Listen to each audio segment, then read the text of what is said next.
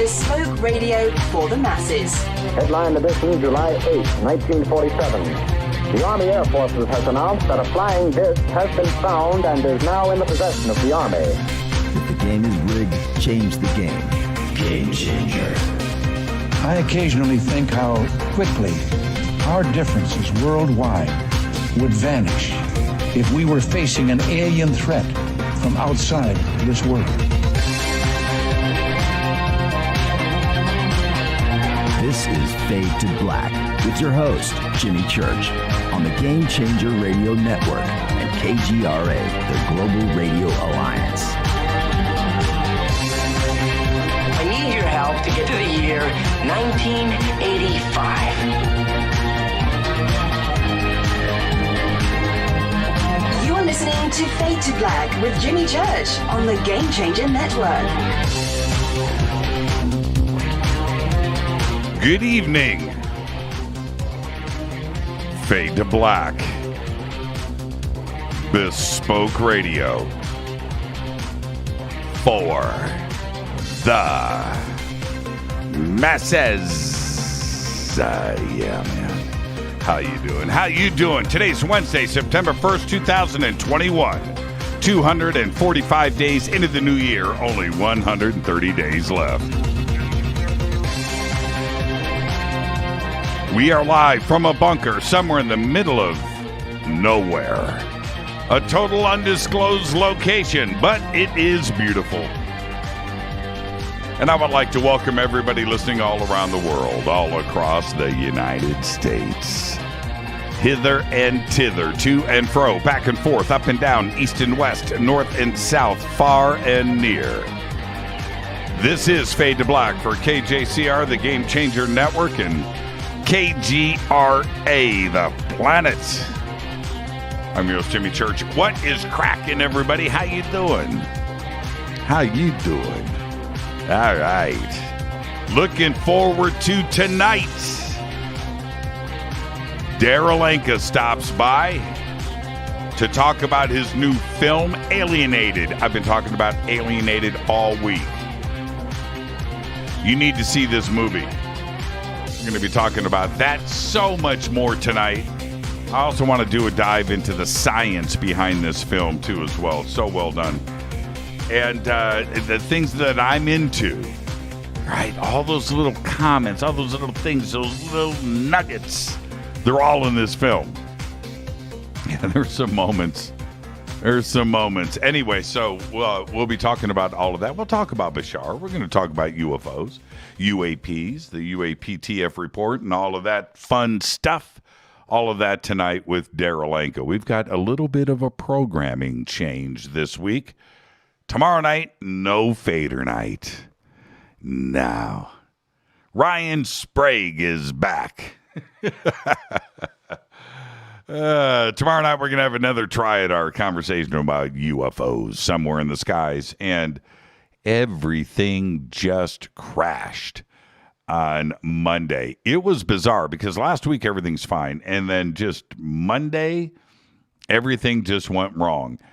And now we've got everything fixed. And everything is breezy. Everything is fine. Everything is perfect now. Took a lot of work to get it. And one main component, a few little minor tweaks here and there too as well. I'm going to say that there was another issue that popped up, and it had to do with, you know what, I'm not going to badmouth. I'm not going to rag, but I'm just going to say it had to do with some updates on the computers. That's right. And I've got things are always a work in progress here, right? So I've got two new laptops, one that is just a couple of days old, and it's right there. I've got another one that is a few months old, and it's right there. Two super duper high performance, crazy, spent way too much money systems. But you've got to, when one is running video and the other one is running audio, and how we do it here and everything else, they've just got to be really good. Well, you know, sometimes. Well, anyway, everything's fixed. And I want to, and for those of you out there that are internet lovers, I run a gigabit here, internet service with maximum upload and download bandwidth, absolute maximum. And that's not always, you can have all the bandwidth in the world. You can. It's how you get to it and how things are configured. And so I went backwards. And I don't want to spend a whole lot of time on this. I ended up going backwards. So once one thing was fixed and I went to the other one, and sure enough, that thing's doing the same thing and adjusted everything there. And I just went backwards. And I've got all the computers here set up the same way now. And had to do it. Very bizarre how the problem creeped up. Yeah, pretty strange. Anyway, okay, so I'm happy. Now I don't have to worry. I don't have to trip. I know that there's not going to be a post or something that's going to distract me, because that just bums me out. I just want to come in. I just want to hit go and have fun doing the show. All right, so now, and you could tell last night I was right back to normal, like I am right now. All right, we've got a few big events that are coming up very, very quickly. Okay, so let's get the first thing out of the way. That is the Pasadena Film Festival, where I'm saying I'm just the narrator in this film. I'm not appearing in this film. I'm narrating. But I'm going to say our because it's a team effort, and I just really appreciate everybody that's behind the film. And it's extraordinary, the revelations, and it has been accepted into the Pasadena Film Festival. So technically, the world premiere will be Saturday, September 11th. I want you to go and get your tickets. I want to see you Fadernauts at the film festival. Heard from Brad Harris today. Brad and Michelle Harris are going to be there.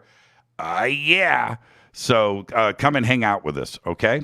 And that is a Saturday, September 11th. And tomorrow, I had a busy day today. Saw my daughter and Nicole and went out to lunch. And we didn't even take any pictures of each other.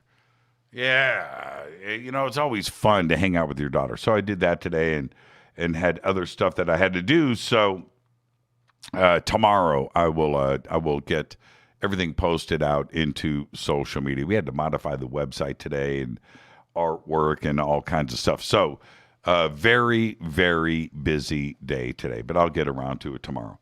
All right. And then coming up right after that, which is the next weekend, I'll be hosting the Conscious Life Expo, which is September 17th through the 19th at the LAX Hilton. You can get your tickets and info at consciouslifeexpo.com. If you're on YouTube right now, just go down to the video description box below. If you're in Los Angeles, come and hang out with us in person. Click, get your tickets. If you want to stream, if you're out of town and you don't want to attend a public gathering, which I totally get, I totally understand it, you can do whatever you need over at consciouslifeexpo.com. Use the promo code Jimmy. And then right after that, I'm going to go out to Laughlin, Ronnie McMullen, and I'm going to suit up. I'm going to suit up and ride in that Get the Tea truck, the Get the Tea car. Is it a truck? Is it a car? I think it's a truck. But it's kind of funny in racing. You know what they say. The Get the Tea car ran fine today. So I wonder how Connor McMullen says it. Does he say the Get the Tea truck ran fine today? It was good. Well, I'm going to do all of that at the end of September in Laughlin. And I would love to see some of the Fadernauts there, too, for that. Be hanging out. I'm going to hang out all weekend. Okay, so that's the month of September. And then October's my birthday. I've got things going on then and also in November. So for now, there's your month of September with me. Follow me on Twitter at JChurchRadio. At JChurchRadio. And now also, Sandbox hashtag F2B on Twitter. Hello to everybody all out there. My Patriot Supply has been a sponsor of this show for over a year. And we just got new banners up over at jimmychurchradio.com. So you can go there. Also in the video description box below, there's a link to my Patriot Supply. And I spoke to the good people over there today and did a social media push out there.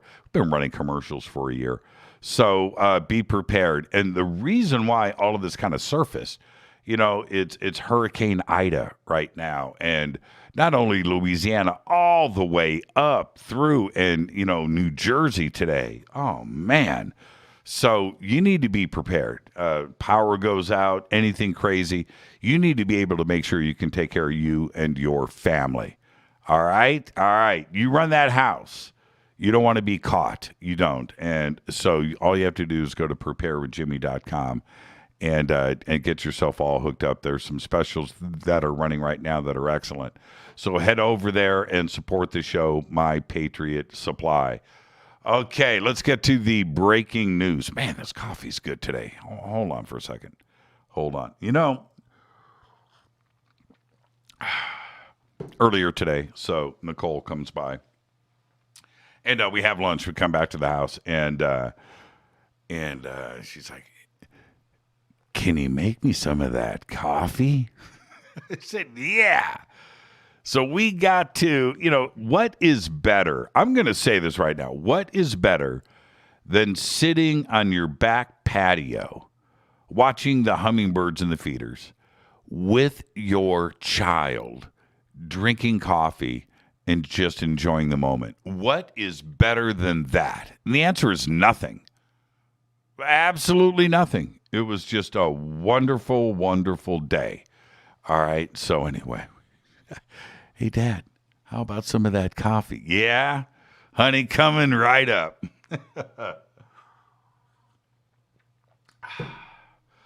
All right. I got to say, Julie of York, that's a great video. Okay. All right, let's get to the breaking news. Astronaut hopefuls are being asked for their patience as the European Space Agency processes, wait for it, over 23,000 applications for its astronaut program. This far exceeds the agency's most optimistic forecast.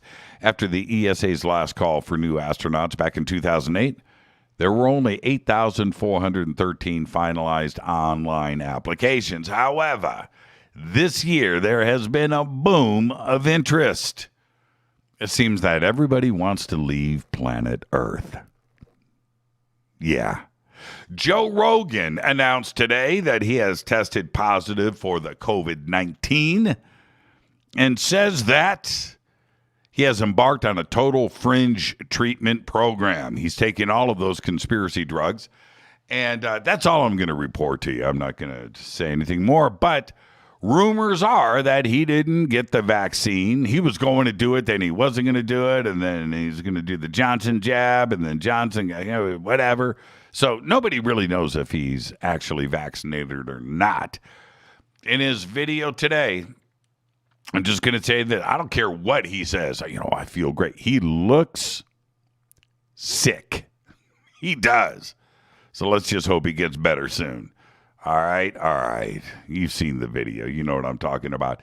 In a new study, the University of Colorado Boulder archaeologist Paola Villa and her colleagues surveyed tools excavated from a site in Italy where large numbers of elephants had died. I know you don't normally think of elephants when you think of Italy. Well, who does, right?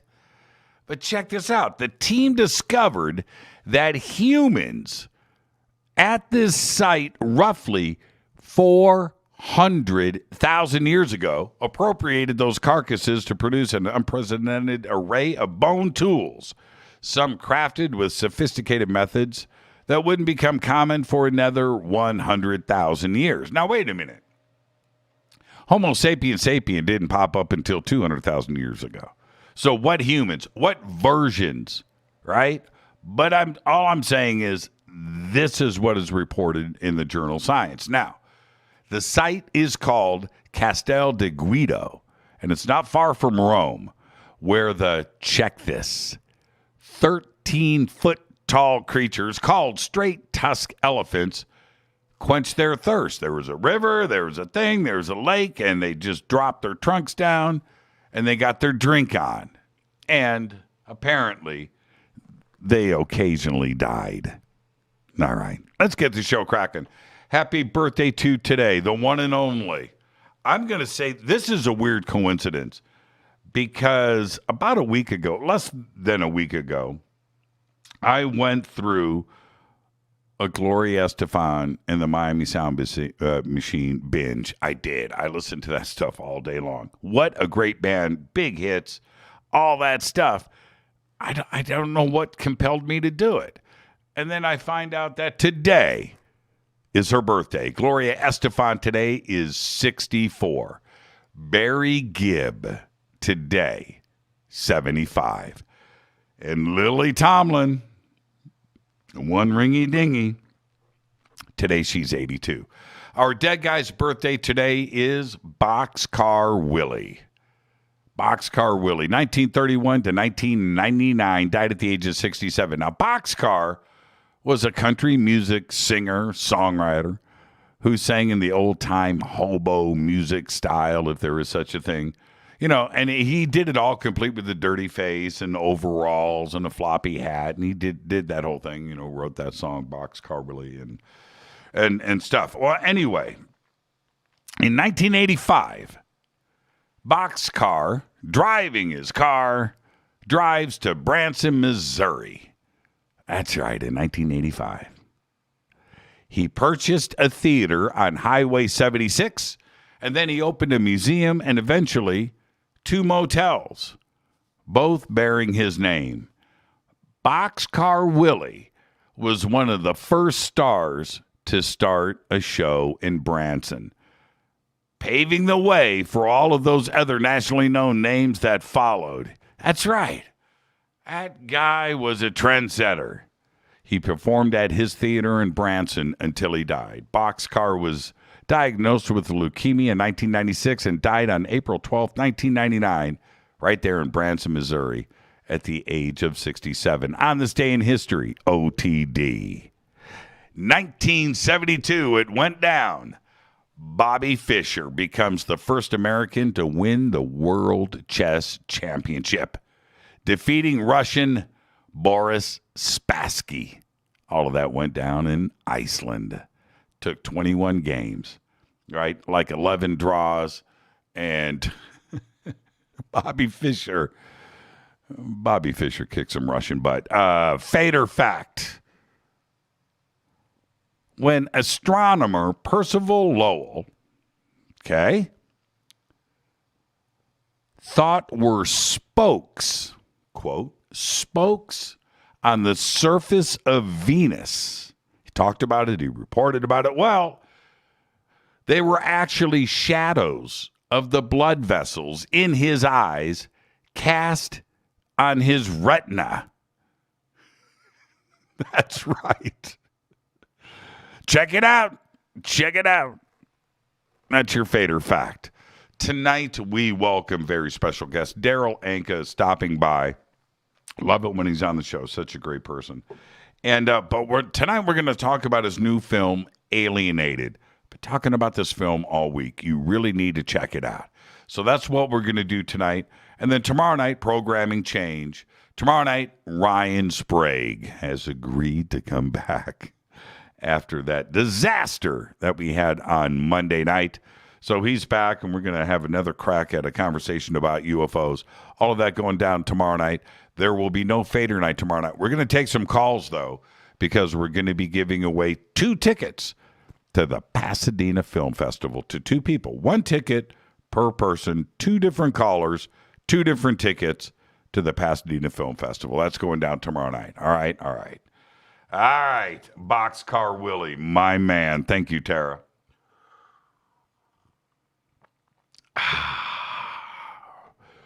Rivermoon Coffee, rivermoonwellness.com. Yeah. God, man, that's good coffee. If you haven't had it, you know, this guy, okay, so you got a coffee grinder. If you're a real coffee drinker, you grind your own beans. Most people do these days. Well, anyway, River Moon coffee is so good. You pour your coffee beans in your grinder, and one bean skips out, bounces across the countertop, and hits the floor. And you look at it. You pick up the bean off the floor, and you put it in the grinder. It's that good. You're not going to let that bean get away. Yep. How do I know? I did it about 15 minutes ago. No, wait a minute. 30 minutes ago. I did pick the bean up off the iPad. Man, I wiped it off in the grinder. All right. rivermoonwellness.com. The links are over at jimmychurchradio.com. Visit the Amazon store.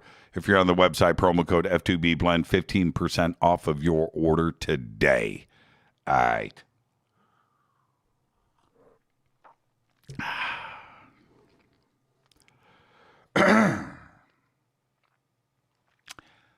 Everything is cyclical. That's right. Things just come and go and come back around again. It's what they do. I see it all the time. I do. I've done too many shows, too many people, too many years.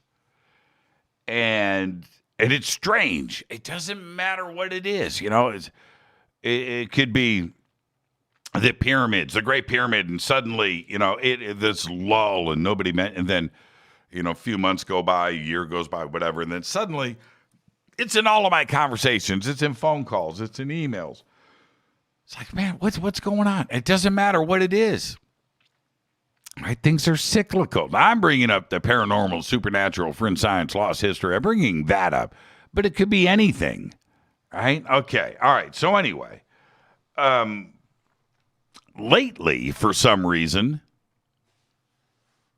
it's been time travel. I don't know why. I've heard it mentioned many times on TV lately, going back the last couple of months. Time travel. On this show, people bringing it up, time travel. In conversations with friends, time travel. And it's also been in the news, of all things. You know, it's kind of strange in that, you know, sometimes a couple of years will go by with nothing, not a peep. But here we are, time travel is back. It's doing its thing. You know, last night, Jim Harold brought it up, right? And, yeah, we spent a few minutes discussing it. And a couple of weeks back, I talked about H.G. Wells' book, The Time Machine, that was published back in 1895. There was reasons for that because H.G. Wells and time travel and some of the stuff that I listened to at night and doing my research and listening to seminars and books and Audible and everything. H.G. Wells, The Time Machine. It came up like 4 or 5 times in like 48 hours. Different sources, different things. I'm like, what? Something is talking to me, all right? And you've got to you got to pay attention. And you know that book was published in 1895, but it's still, for many reasons, the gold standard of time travel sci-fi. Seriously. But anyway, I'm going sideways. Let me get back focused. Time travel. It's time travel. Everybody's talking about it. So 2 nights ago, I decided, unrelated to any of this, right? So I decided to start binging the new Marvel series, Loki, right? He might even be my favorite character. He's close. I love Thor, though. But anyway, and I've been holding off, and I wanted this series. I wanted all of it there, as much of it as possible. I like to binge. I like to get it all in, as you know, just one long movie. Well, what do you know? Loki is all about time travel. So it's like, what? No spoilers here. I'm not going to get into it because everything is revealed in the first few minutes of episode 1. So I'll just tell you this. It's centered around the Time Variance Authority. Now, if you read the comics and you're into Marvel, you know about the TVA, but not me, right? So anyway, the Time Variance Authority, it's an organization of timeline monitors who, well, you know, they say that they're making sure the timeline stays correct. Right? Now, right there, I'm sold. You know, so I'm going to leave it all right there. I'm going to give you nothing more. But there's always a but, right? But the theories, the ideas, and the science that are presented are all well done and thoroughly researched. You know, and you would expect nothing less from Marvel. But right now, I'm only on episode 5, which I haven't even seen that yet. I've cleared 4. Did that last night, man. Stayed up till 2 in the morning. But anyway, the first 4 are so deep, and each one is kind of a standalone thing, right? It's a series. They all overlap, and they're all related, and yeah, you know, and they string together seamlessly. But each segment is dealing with another aspect of time travel. Again, I'm going to leave it there. I'm not going to tell you anything. I'm not going to give anything away. But it just makes you think. You know, so much time travel talk lately, and then we get this total time travel saga, you know, for Marvel. And yes, they've covered it before a lot. I get it. You know, when you think about it, they did the deep dive for decades in their comic books, and it was all front and center in Endgame, right? Yeah, Endgame. Avengers, Endgame. Let's just go with Endgame. But Loki, the series, is pure time travel, dramatic, scripted science fiction done to the highest order. And it's incredible. You got to check it out. This is Fade to Black. I am your host, Jimmy Church. Tonight, the one and only Darryl Anka is stopping by. We're going to talk about his new film, Alienated. And then tomorrow night, rescheduling, programming change, Ryan Sprague is back. We're going to take another crack at a conversation about UFOs. No Fader night tomorrow night. No Fader night on Friday either. I've got plans. I'm your host, Jimmy Church. This is Fade to Black on KJCR, the Game Changer Network, and KGRA, the Planet. Follow me on Twitter at JChurchRadio. I'll be right back with our guest, Darryl Anka. Stay there.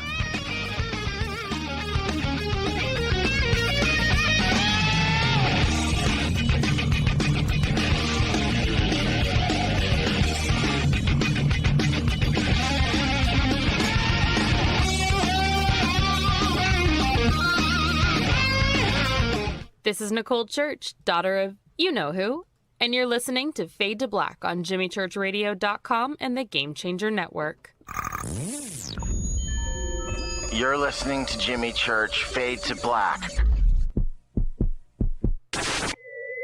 Fade to Black will now pause for alien identification. The station that talks the net. KGRA Radio. Introducing the Game Changer blend from Rivermoon Coffee that delivers a customized blend made specifically for the Fadernauts. If the game is rigged, change the game. It's a bolder cup with some bite. Game Changer is the coffee of choice for those that prefer an organic dark roast that is slightly lighter and milder, but it's still dark. With wild notes of pecans and chocolate with a rich, balanced, full-bodied cup that is roasted to perfection for a great coffee to start your day, as an after-dinner coffee or anywhere in between. Artisan, small batch roasted to perfection. USDA certified organic, all Rivermoon coffee is freshly roasted and packaged in the USA. Just go to rivermooncoffee.com or click on the banners over on our site and use the promo code F2B Blend for 15% off of your order today. rivermooncoffee.com. This is the only way forward. This is Fade to Black. Make contact. KGRARadio.com. This is Jimmy Church of Fade to Black, and you can get our podcast for just $2 per month. All you have to do is click on the podcast banner over at jimmychurchradio.com. Hi, folks. It's troubling times, and fear is pushing emotions, which in turn pushes health the wrong direction. Do you ever get an ache because life is uneasy? Try Life Change Tea at getthetea.com. Life Change Tea works on your digestive tract, helping to move food through quicker and comfortably so your health is spot on. Life Change Tea may not help with world issues, but it will help with your digestive issues. A glass a day helps keep the intruders away. So, change your life today. Log on to getthetea.com. That's getthetea.com.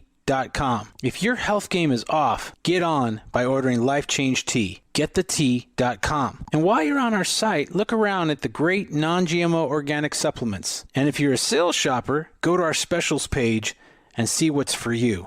I've been drinking the tea for 12 years and I'm sure glad for its health benefits. Again, that's getthetea.com. Getthetea.com. The tea that makes you go. Fadernauts. When you think about the future of our country and where we're headed, do you wonder about the food supply? I do. Disruptions in the food supply chain could be disastrous, and they usually occur with little warning. That's why the smartest thing you can do today is to stockpile emergency food, water, and other essentials. I personally recommend My Patriot Supply. They're the nation's largest emergency preparedness company, serving millions of customers for more than a decade. In fact, they're the only source my family trusts for our preparedness plan. You should too. Right now, save 20% off a full 4-week supply of delicious meals that provide 2,000 calories a day. Saving 20% helps too, doesn't it? Especially now. So go to preparewithjimmy.com and get ready. That's preparewithjimmy.com. There's no time to lose. Do it now. 9 out of 10 geneticists agree. Fade to Black is not your father's radio show on the Game Changer Radio Network and KGRA, The Planet. Hi, this is Rob Reiner from Anvil, and you're listening to JimmyChurchRadio.com. What's up? I'm Chris. What up? This is Kyle Massey, and you're listening to Jimmy Church Radio.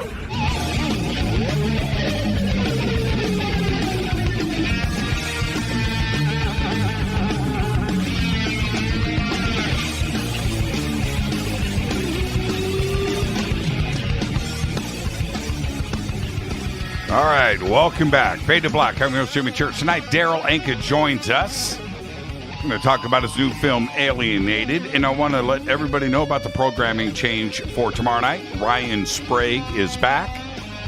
So we're going to do that tomorrow night instead of Fader Night with open lines all night long, but we're going to give away 2 tickets to the Pasadena Film Festival, which features our new film. We have been accepted, and that's all great news. And so we'll do that tomorrow night with Ryan. Okay, so we will take some phone calls to give away those tickets. But tonight, it's all about Daryl Anka. He's joining us to announce his new film. It's called Alienated. It has been released, and you can check it out now. We're also going to get his thoughts on the new state of disclosure. And Daryl will be channeling Bashar, sort of at the Conscious Life Expo. He is going to be piped in, I understand, and we'll talk about that in a minute. And that's going down with Daryl September 19th. And you can check all of that out at the Conscious Life Expo website, consciouslifeexpo.com. We'll get to all of that in a little bit. But he has been channeling Bashar for over 34 years. And he's going to correct me when he comes on the air. Jimmy, it's been 35. So we'll get to all of that. Along with Edgar Cayce, Seth, and of course, Abraham-Hicks, the Bashar material has been heralded as some of the most relevant, compelling, and dynamic information delivered to the planet to date. Now, in addition to channeling Bashar, he expresses his creative talents in the forms of writing, which I've been talking about all week, directing, I've been talking about that more, and producing films through his own production company, Zia Films. You can follow Zia Films and Daryl right there on Twitter. We've got the links up. And I would like to welcome back to Fade to Black, the one and only Daryl Anka. Daryl, how you doing, man? I'm doing very good. Thank you. And by the way, it's been 38 years. You know, but you look great. That's all that matters. Thank you. That's all, you know, and I actually, if you don't mind, I want to jump straight into Alienated. we'll let the conversation go where it's going to go. But I have been talking about the film all week, and and I want to start with. Oh, you know what? No. I was going to start with the writing. We'll get back to that in a second. I want to talk about Gracie Lacey. I do. And one of my comments about Gracie, and then I want to hear your thoughts on this. But I had said earlier this week, I said, if you've ever wondered if an E.T. alien love story can happen and be compelling, this is the film. And Gracie shows you how it can be done.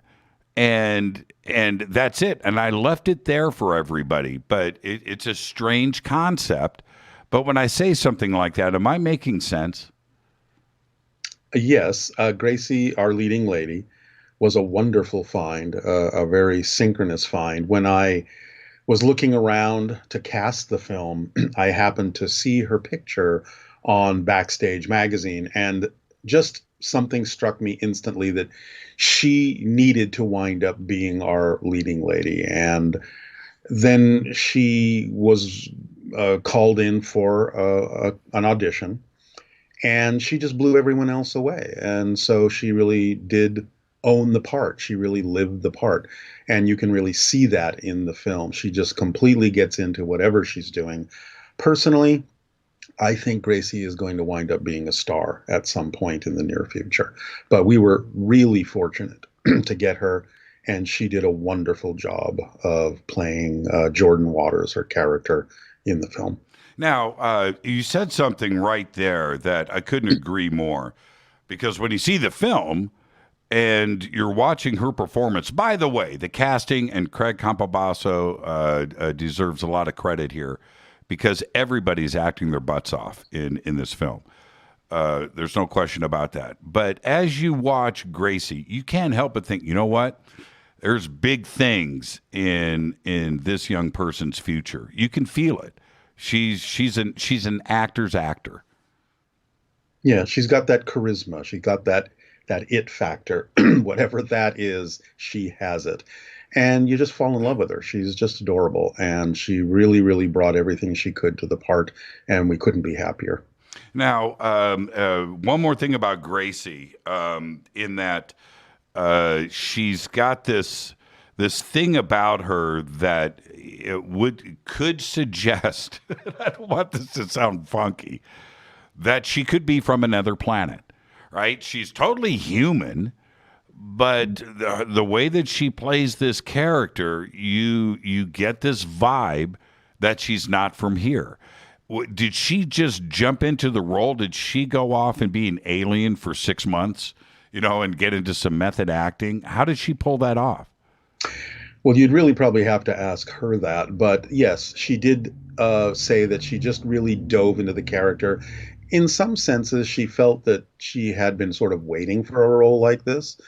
And she just, again, kind of tapped into her inner alien, I guess, and just pulled it off brilliantly. Now, no spoilers, but I do want to make one comment. There's a scene in a cafe. There's a few scenes in this cafe, in this restaurant.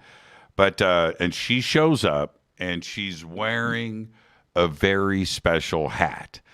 And I want to say the audience can go and see it. Obviously, Daryl, you know what I'm talking about. And she is at one with that hat. When she shows up wearing it, it looks like she brought that to the set. And she probably left the set with it. I'm sure she's got it at home. Whose idea? Whose idea was that hat? That was our idea when we created the film, the script. We wanted her to have something that was representative of the energy that she's bringing in without it necessarily being completely obvious. But it's something that she learned to play with. It's something that she really used as a prop to her advantage to kind of bring out a little bit more of that quirky charm that she brings, that slightly off-center, out-of-the-box, off-kilter approach to life that just says, hey, let's have fun, let's play. But she wore it perfectly. Now, enough about Gracie. All right, and there's reasons why I bring up Gracie like I do, and so everybody enjoy her. But the film itself is complete, and I want to talk about a couple of technical things. This is more of the masculine side of me that is going to, which is the laboratory shots, the laboratory shots. The experiments that are going on there, if you want to get specific about some of them, that's fine. But holy crap, man, that was awesome. And can you reveal where you shot that and how you had access to it? Yes, actually, there are a couple of companies that, like Gigster, who actually find locations for shooting for people. They have many, many different places that are willing to rent themselves out for film projects. And it so happened that this one laboratory downtown was willing to open themselves up for our film shoot. So we lucked out very early on in having that laboratory to shoot in. Now, of course, it was augmented by stock footage because, again, as a low-budget indie film, we rely heavily on finding the right stock footage. And that's kind of an art form in itself because, again, you want the stock footage to seamlessly match what you've actually shot. So it takes a lot of searching sometimes, but then you luck out and you figure out how to edit it together in a way that seems like, hey, this is all in the same place when it may not be anywhere near the same place. At all. It is totally seamless, And as a director, when you have, and there are all of the locations in the film are really well done. The chaotic environment of the dad's house, right, and how that was put together, awesome. Of course, the laboratory, the restaurant was so well shot, and other things. As a director, how do you put that together where you can sit back and go, this is exactly what I want? Because it seemed like for a low budget film, there were also no compromises. Well, we lucked out again in many ways. We actually knew the owners of a restaurant. And again, they were willing in certain hours to allow us to come in there after they were closed and shoot until the wee hours of the morning. So we literally had an all-night shoot, and we literally shot the last shot when the sun was coming up because it was supposed to stay nighttime in the restaurant. Right. So, we had eaten there often and gotten to know them. And again, we were lucky that we knew them and that they were willing to let us shoot there. The chaotic hoarder house for the main character's father was actually our house. So again, we sort of lived in a trash pile for 3 days so that we could get the shots we needed, and then had to spend a couple of days cleaning everything up. But, when you're making an indie film, you just actually, it's kind of a little bit of reverse engineering. You know what you generally want in the story. But when you look around at what you have access to, sometimes you engineer the script to take advantage of what you already know you've got. So that, hey, this is a perfect location. We'll go there and shoot. Maybe originally this was, somewhere else, but a restaurant will work because we have access to a restaurant. Let's have the conversation there. So, you kind of do a lot of back and forth. What have we got to work with? Will that fit the story? Can we adjust the story to that, or can we adjust that to the story? And it all finally kind of just meets in the middle, and you make the best film you can with what you've got. Again, the acting, and I want to get specifically now to the idea and the story here. But the acting is something, and when you get to the level of film that you're directing here, you kind of got two ways that those go. You've got actors that don't know how to act because they're friends or whatever. It's the brother or the sister of another friend, and you need somebody in that part. They've never acted before, and you see that, and you can feel it. Or the other avenue is you've got a bunch of people with real talent that are there for the art of it. And that's what you have here. There isn't a dead scene in this film, and there's not a dead line. And that's, as a director, you must feel pretty good. Does that make the process easier where everybody is just giving it? Oh, absolutely. I mean, you really do develop a kind of a family on set. You go through a lot together over long hours, and you learn to bond and you learn to communicate in a lot of different ways. But yes, it's always an absolutely fortunate thing to be able to find actors that can emote, that can bring the character to life. So yeah, I feel very fortunate. Again, Craig did a wonderful job of casting and found people that would really bring something to the role and really exemplify the characters that we had written in the script. Now, I could jump back and talk about Michael, and he's great. I'm going to spend one more time on one other actor, and then we're going to get to the story. Merrick Hanna. Right? Yeah, David right? as a young boy, the main character as a young boy. Getting a child actor that can actually act, that's a lucky situation. Is that a Craig? Is that Yes. a Craig situation? Yes, our casting director, aside from Gracie, who I saw first in backstage, he basically found everybody else, and he has done this for us on Alienated. He did it for us in First Contact. He's just a very good casting director. We love working with him. He's a great guy, and he has good taste. He knows what he's looking for. He knows what we need. We communicate very well together to let him know what we're really searching for, and he delivers. I mean, Merrick was acting, right? Well, I would hope so. Yeah, the kid is an actor. He's an actor. He's the real deal. So, okay, now, where did the idea for the story come from? Is this something that was brewing for a while? And you know, an alien love story, that's a pretty tough one to deliver. Yeah, well, it was really kind of an extension of wanting to do something a little bit more mainstream than we had done before, because we had done, the documentary First Contact. We had done Dearly Departed, which was a narrative, but it was done in a documentary style. So, and both of them were far more metaphysical, even though this does contain some metaphysical concepts, especially around synchronicity. We just wanted to do something that was a little bit more straightforward, a little more mainstream for the general public, not just for the metaphysical crowd. But we still wanted to do what we knew best. We were very familiar with the idea of sci-fi. We love sci-fi. And again, we just said, let's do something that is a little bit more grounded, a little more normal, that most people can relate to, because, again, it's got the love story in it. It's got some sci-fi UFO stuff in it.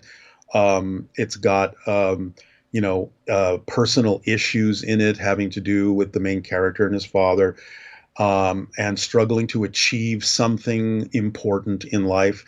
And it just has all the qualities that we wanted to kind of get across in a story.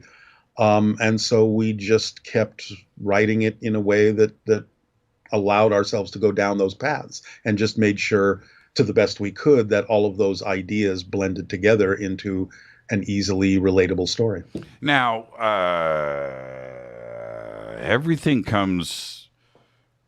parts of things come from personal experiences.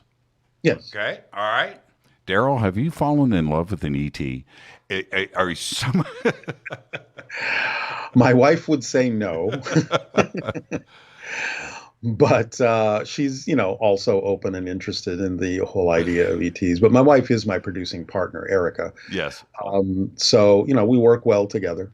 I am certainly in love with the concept of extraterrestrials and meeting them. And, and we wanted to explore, the idea that some of them may be living among us. We're not saying they are, but they might be. So we threw that in there as well. And of course, you have the alien hunter who wants to prove that aliens are living among us. And he sort of comes across as the lightweight antagonist in the movie, who's looking to see if he can prove that aliens are here. Who plays that role? Oh, that's Paul Hayes, and he plays the character Ray Watts. Yeah, Ray Watts. Okay. And yeah, he was great too. He's got the best line in the movie. The best line in the movie in the end when he's on all fours. No! Yeah, he was great. That was the best line of the movie. It all came together. It all came together at that moment. I told everybody, when you go check out the film, oh, okay, it's all great. It's all great. Last line in the film. It's the killer. Well, it's his last line. It's not. Well, it's actually not his last line, but it's the culmination of a search for him. Yeah, it's so well done, and it's that part, Watts' role in the film. For us in the UFO community, we have been exactly where he is. Yeah, I know. So we're familiar with that, and that's why we wanted the character to be that expression of that idea in the film as well. It's like searching, am I going to find the answer? And it's just beyond his grasp. It's so funny, so funny. Now, I want to discuss the ending, not specifically the ending. No spoilers on the show, but my comment about the ending is this is not Hollywood. This is not a Hollywood ending. This is the opposite of what Hollywood would do. And so are you that much of a rebel? And did you look at this in such a way that, you know what, we have to end it this way? We knew that we had to have a strong statement for the ending, that things were going to change in the story for humanity. And we felt that that was the best representation of it. It's quick, but it's impactful, and it really says, at least to us, that we're entering a new reality. And really, that's sort of the culmination of the whole message of the film, is that we're about to enter a new reality. We're starting to open up to the idea that ETs might exist. We're starting to open up to discovering other planets, in the galaxy. And so we wanted to have one particular moment there where the whole thing would come together in, yes, you're about to take a giant leap in a new direction. And that's why we have that ending. And we wanted some punch to that. I didn't see it coming. Okay. I didn't see the ending coming. And, I kind of thought it would be too cool.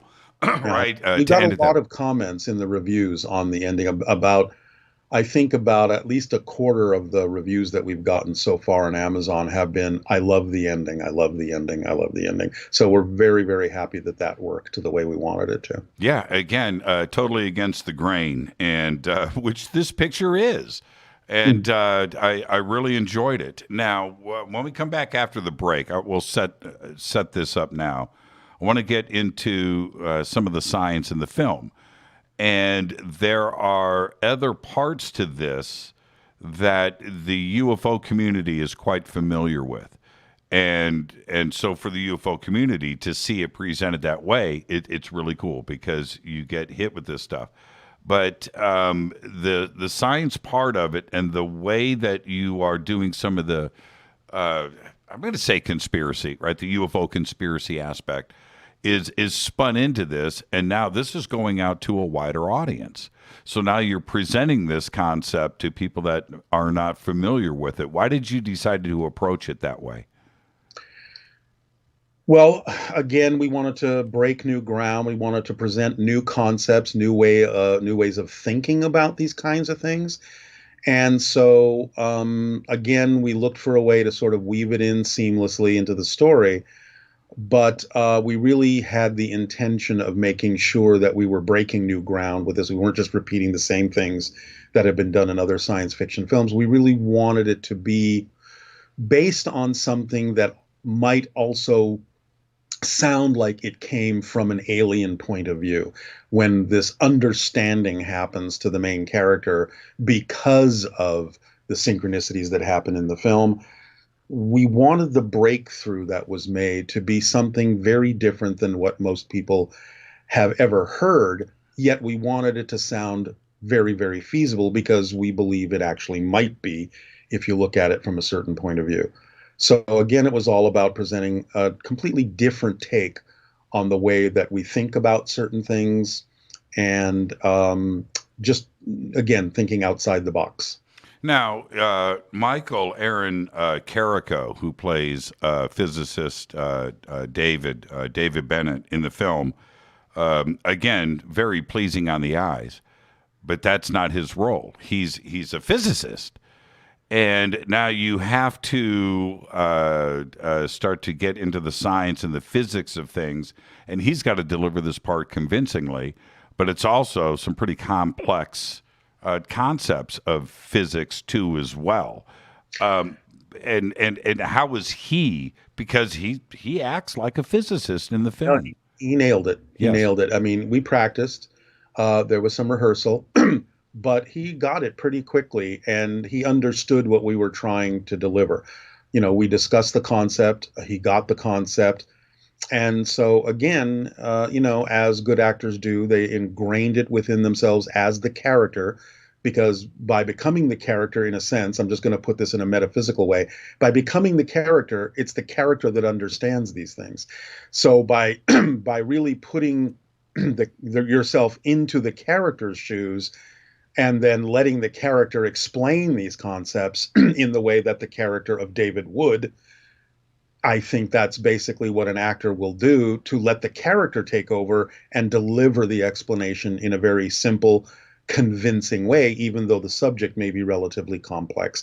But of course, it also came with illustrations, because he's drawing on the glass with these equations and these diagrams, so that hopefully the audience can follow along when he's explaining it to his partner who doesn't understand this concept yet.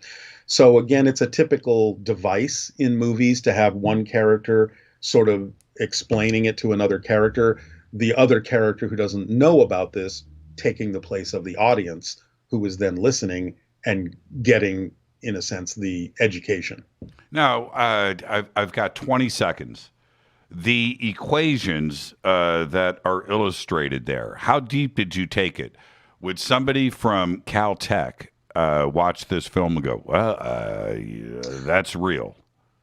Yeah, what he's explaining as the concept is something we're extrapolating, but the equations on all the boards are actual equations. Get out. That have to do with, you know, motion and rocket science and things like that. Now, they're not necessarily, you're not necessarily going to find them all on the same board in a real place, but they're all real equations. We wanted that authenticity so that, like you said, if somebody did see it, that was a physicist, they go, yeah, that's a real motion equation or a velocity equation or something along that line. Our guest tonight, Darryl Anka. We're talking about his new film. It is called Alienated. Now, everybody knows I've been talking about it all week.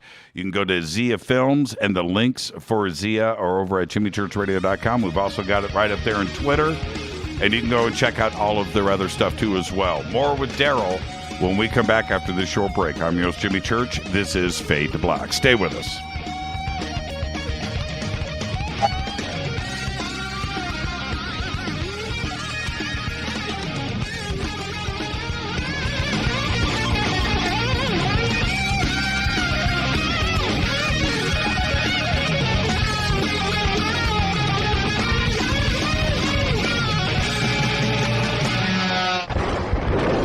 This is Fade to Black with Jimmy Church on the Game Changer Radio Network and KGRA, the Global Radio Alliance.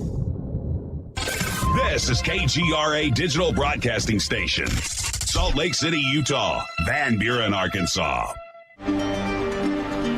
This is Billy Carson with ForbiddenKnowledge.tv. Forbidden Knowledge TV has just reached its 1-year anniversary. That's right, 1 year. And as a show of appreciation, we are giving all new subscribers a free 30-day trial of ForbiddenKnowledge.tv. That's 30 days to binge watch thousands of movies, documentaries, conferences, workshops, lectures, yoga classes, meditation courses, and so much more. So log on to ForbiddenKnowledge.tv from your computer or mobile device, or get the Forbidden Knowledge TV app on Apple TV, Roku, Amazon, iTunes, or Google Play today, and use coupon code 30daysfree. That's coupon code 30daysfree on ForbiddenKnowledge.tv today.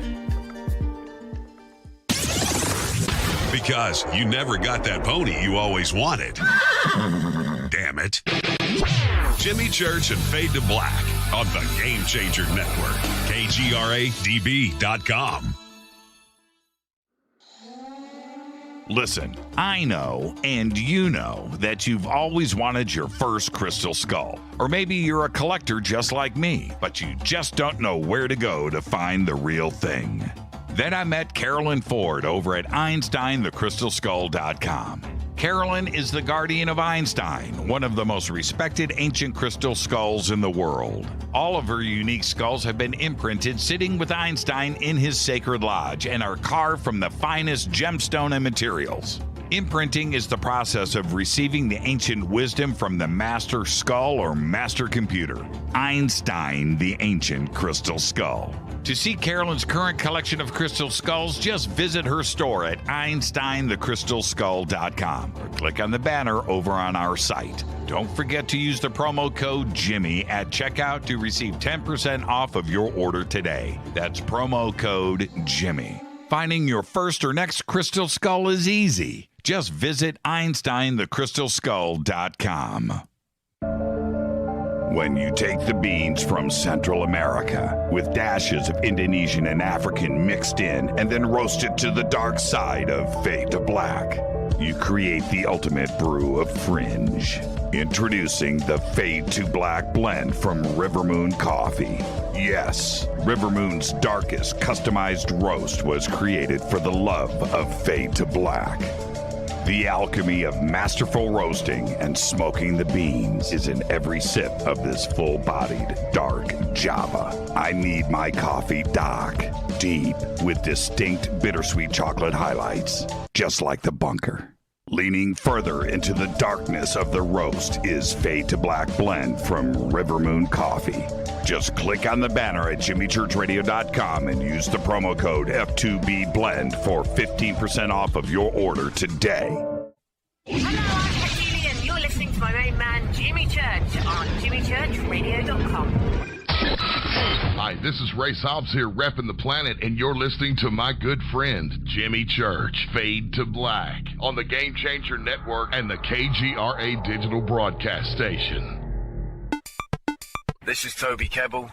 You're listening to jimmychurchradio.com. Don't hurt me, Jimmy. I'm only little. Hey, I'm Adrian Grenier. And this is Ari Gold. We're the Honey Brothers. We're also Honey Brothers. Hey, I'm Adrian Grenier. And I'm Ari Gold. We're the Honey Brothers.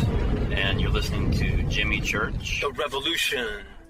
This is Jimmy Church of Fade to Black, and you can become an official Fadernaut by just going to our membership section at jimmychurchradio.com.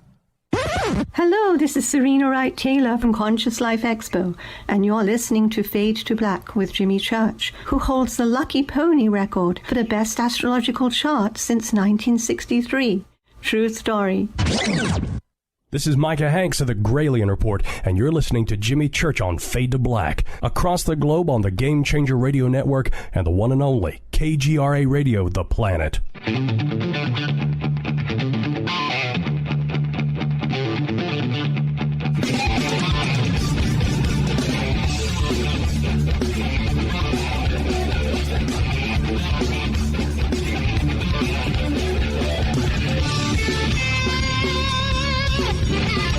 Welcome back, Fade to Black. I'm your host, Jimmy Church. Tonight, Daryl Anka joins us. We're talking about his new film, Alienated.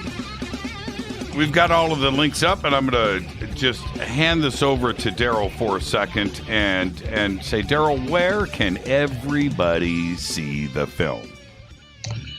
They can go to ziafilms.com. That's ZIAFILMS, ziafilms.com. They will see the posters there for the film. I send them this way. When they click on the poster, they can go directly to the page where the film can be bought, because there are actually a few other films, as happens quite often, with the same name. So if you just go to Amazon, it might be a little challenging to figure out which one is ours. But when you see the poster on our site, you will recognize it immediately. And then if you click on the poster, you will go to the correct page where you can buy that, as well as the other films that we have available if people are interested in that. So ziafilms.com. Now, and thank you for that. The how do I say this right? the UFO, ET, alien concepts in the film are presented. They start off with something that you have described a lot in the past is this craft. Yes. And the craft, I don't want to say your classic black triangle, but it is a black triangular-ish craft with the lights on the bottom and things. But that is presented immediately in the film. And was this from your own experiences, and why this choice? Yes, well, the choice is twofold. Yes, it was from my own experiences, which people can see if they rent First Contact, the documentary about how I became a channel and what Bashar is all about, because that is the craft that I saw twice in 1 week back in 1973. The practical side of choosing that is we already had those special effects done for First Contact, and it was much less expensive to simply reuse them for this film and repurpose them for this story. So it saved us some money as an indie film. That's always important. But since it really was something I had seen, and I know that crafts like that do exist, we felt it would be the most authentic representation of something that many people have seen over the years. And then there is a series of comments in the dialogue that talk about contact, the universe, the Milky Way, planets, engines, warp drives, those concepts, and those are laid out pretty smoothly. Now was some of this, and I want to talk about the visitation aspect of this, because we have everything else that is going on in the media right now. And the talk of the possibility of ET being here, certainly with the government and other things. The timing of it is all great. And these concepts, which you have been talking about for years, are laid out. But it's also what the rest of the world is talking about right now. So, again, were you thinking about pop culture and what is being presented in the media, and how this, was in lockstep with your own experiences? Yes, to some degree, although, of course, we didn't, when we originally made the film, know that the Pentagon was actually going to start releasing real footage of UFOs, and that it was going to become quite so prominent so quickly. So for us, the timing is perfect synchronicity. And that's how we kind of live our lives anyway, is just relying on the synchronicity of things coming together at the right place at the right moment. So yes, it's very timely, but certainly we had an unexpected surprise in the information from jet cameras and things like that being validated as authentic by the Pentagon just before our film comes out. So can't buy that kind of advertising. You certainly can't. And so what did you choose to put in the film? And you did it in an order too, by the way. I thought that was pretty well done. For somebody that doesn't know anything about ET, they get an ET 101 in the film. So how did you choose to do that in such a linear fashion? Well, we just basically followed story structure, because story structure does contain, the hero's journey. It contains all of the elements that are necessary to hit those moments, hit those chords within people that allow them to resonate with the way the story is unfolding, to be engaged by the characters and what they're going through, and allow the audience to hope for what they can accomplish. So really, it was just about following story structure that allowed us to introduce those elements in the proper order. The other part of this, which I wanted to get to, is how they're getting here. And so Michael and his character as the physicist, as David, he's going nuts and bolts, right? He's trying to figure out an engine or a propulsion system, and how we can travel to the stars. And I know who you are. Did some of these concepts come from some of your channeling and some of your information?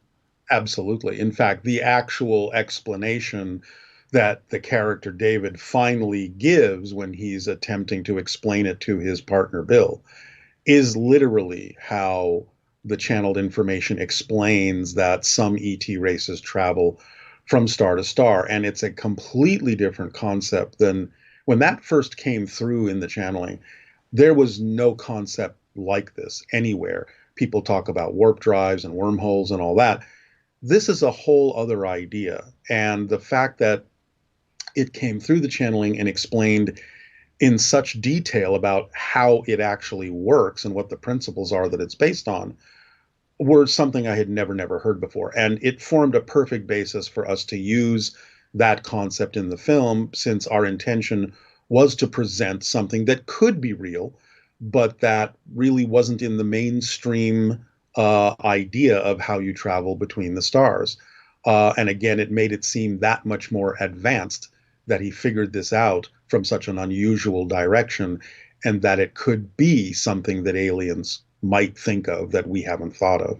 Now, and let's stay right here for a second, Daryl, because in these scenes in the film, there are very complex algorithms that are all over the place. They're whiteboarding and they're doing, and Sure. then the moment where David says, "Check this out." And his explanation, which was done with, what do you call those things? Post-its, right? So he explains, and so the complexity of what is around them and how they're trying to figure this out, him and his partner, he breaks it down in a simplistic way, right? This wasn't done with equations. This wasn't done with a massive chalkboard full of stuff. This was done with a couple of Post-its and a very simple explanation. And it's complex, but the explanation was simple. Right, because it's a film and we knew we had to do this visually. So, it's not about tell, it's about show. And so we worked for a while to figure out, how do we show this in a simple way that everyone in the audience will be able to sort of wrap their mind around this very complex idea of energy and frequency and resonance and vibration and so on and so forth. So yeah, we just sort of, hammered it out until we figured, what, it'd be really simple if you just drew this on the glass and then used these Post-its and just gave a simple explanation of the concept. It doesn't have to go much farther than that. We believe people will sort of grasp it. In the same way that his partner does. Exactly. Yeah, because his partner, which included me, where I just went, I can understand this, and so did his partner, and hopefully, right, the audience is going to respond the same way as the partner did. Right, they get that aha moment. I get it. And now, I want to talk about Bashar just for 1 second. Does Bashar must be aware of this film? Yes, of course, because I am. Yes, right. And so, did he tell you that you presented it correctly? I have to ask. Well, he doesn't really score me that way.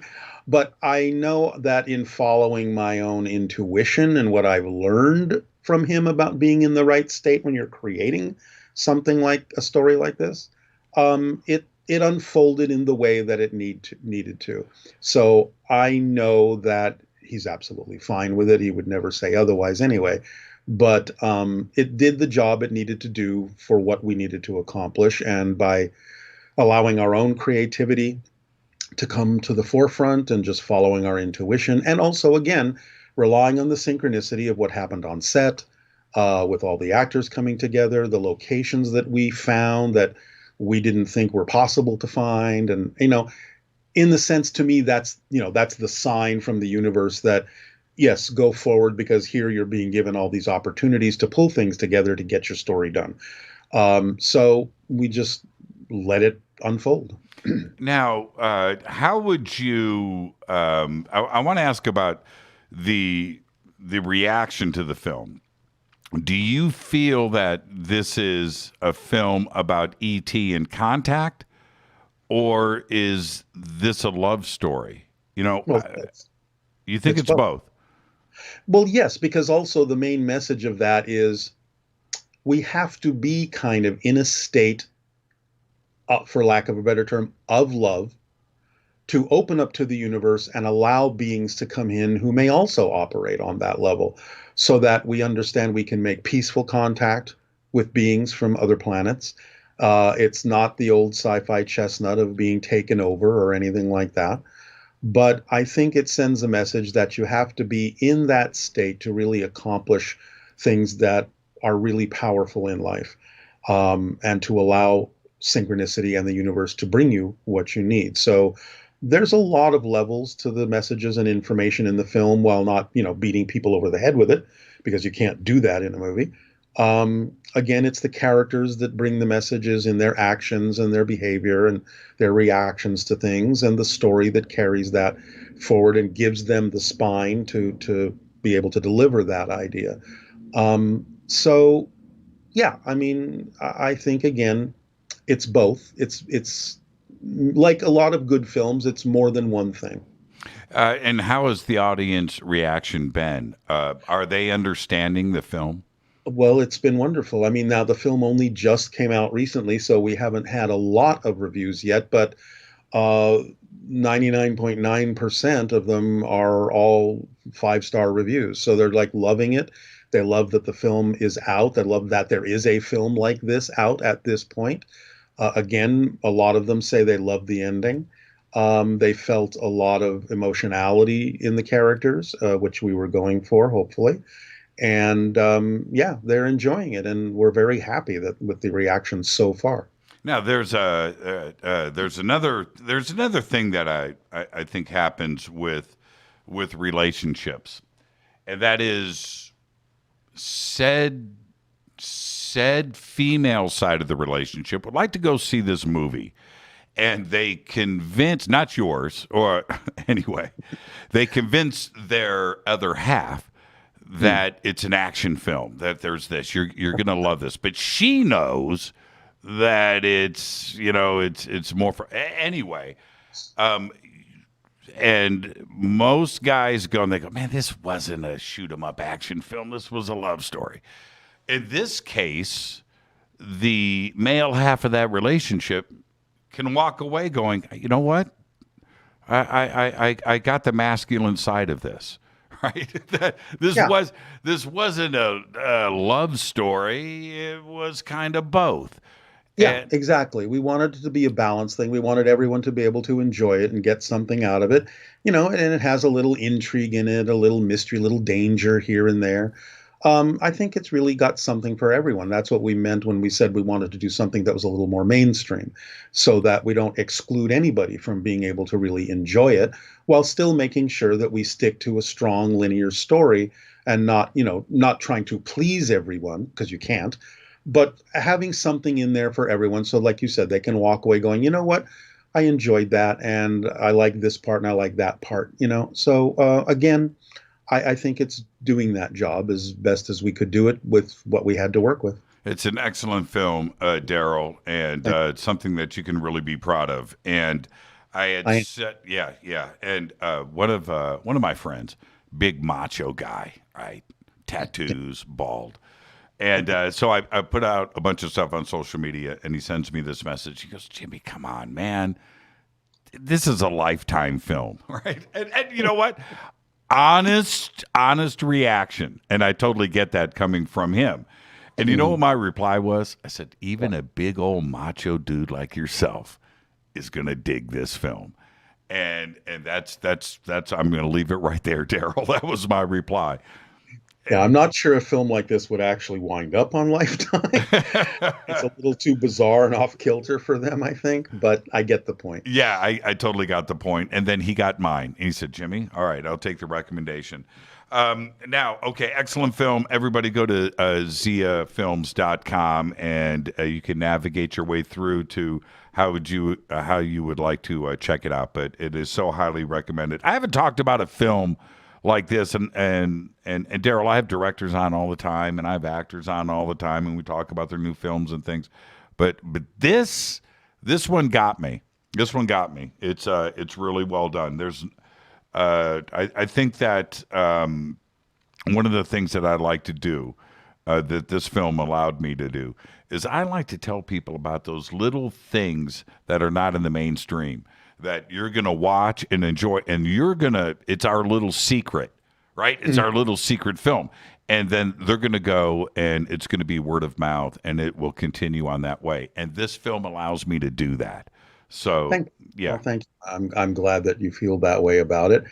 Indie Rights Movies is our distributor, and they're getting it onto different platforms. They've started with Amazon, and they will simply go down the line and get it onto more and more online platforms. So we'll keep posting when it's on another platform, and people can go and see it on the platform of their choice. But yes, right now it is on Amazon, and Indie Rights is doing a great job of getting it out there. Now, let's change gears a little bit, and I want to talk about not only Bashar, because I remember you and I a couple of years ago. I had introduced you, and you remember that, but I was able to ask Bashar the first question, which you don't remember, but I'll remind you. And so I was able to step up, and I asked Bashar. I told him I was a talking head, and he said, no, I wasn't. A talking head is something different. It was pretty funny. But I said, I'm a member of the media, and we feel that disclosure. And this was, Daryl, this was 2.5, maybe 3 years ago now. Right. And I said, Bashar, we feel like disclosure is tangible, right? It's right here on us. What can we expect this year? And is this truly disclosure? Now, don't worry about Bashar's answer, but that was the question 3 years ago. Now, what is the vibe coming from Bashar with the way that things are being handled in the media? And is it different from yourself? Because right now things are pretty nutty. Well, and he said as much. Of course, he did say that some of the information that is now coming out from the Pentagon and the Navy and so on and so forth is the beginnings, the very, very beginnings of disclosure. It's still up to us to get more of it out there. But, way back in 2015, he said, from 2016 on, everything is going to change, and it's going to really, really be. And I've never heard him really use this word before, but he said, you're going to understand that when things start happening after that point, things are going to get nuts. And it's true. Look at everything that's happened since then. And we're going through this time of passage that is forcing us to really look at ourselves and decide how to be responsible for the choices in our lives, how to make more positive decisions and choices, and create the world we really say we prefer instead of falling into fear with fear-based beliefs and so on and so forth. So he's calling this the eye of the needle. It's a time of passage for a few years that allows us to really look deep in ourselves and strip away all those things that are from the old world, all the fears, all the worries, and really look at what we say we want here, and to really get busy making different choices to experience a different world. And so, we're going through a little bit of a crazy, nutty, dark time, but he's saying you have to get all that out on the table. You have to see what you're dealing with.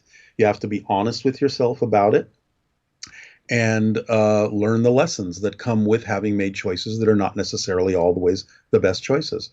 So, that's basically what he's saying about this crazy time, but it's a great opportunity to streamline ourselves, let go of things that we don't need, and move forward into a new understanding, a new reality, and go from there. Now, and how are you reacting to all of this? Is Is it different from, well, it has to be, but is it Sure. different from Bashar's worldview? How are you looking at all of this? No, I mean, like I said, I've been doing this for 38 years. He's rubbed off on me quite a bit in how to respond to things. And things are much better when I respond more positively to things. It doesn't mean I don't recognize the negativity. You simply call it as you see it, but you don't react negatively to things. And that allows you to learn from them, use them in more positive ways, step off from them onto a higher level. And so in that sense, I have to say my life in that context is relatively smooth. So while all these things are sort of swirling around me, I don't feel that affected by them because, again, of what I've learned from Bashar is to stay in a vibration that represents a different reality.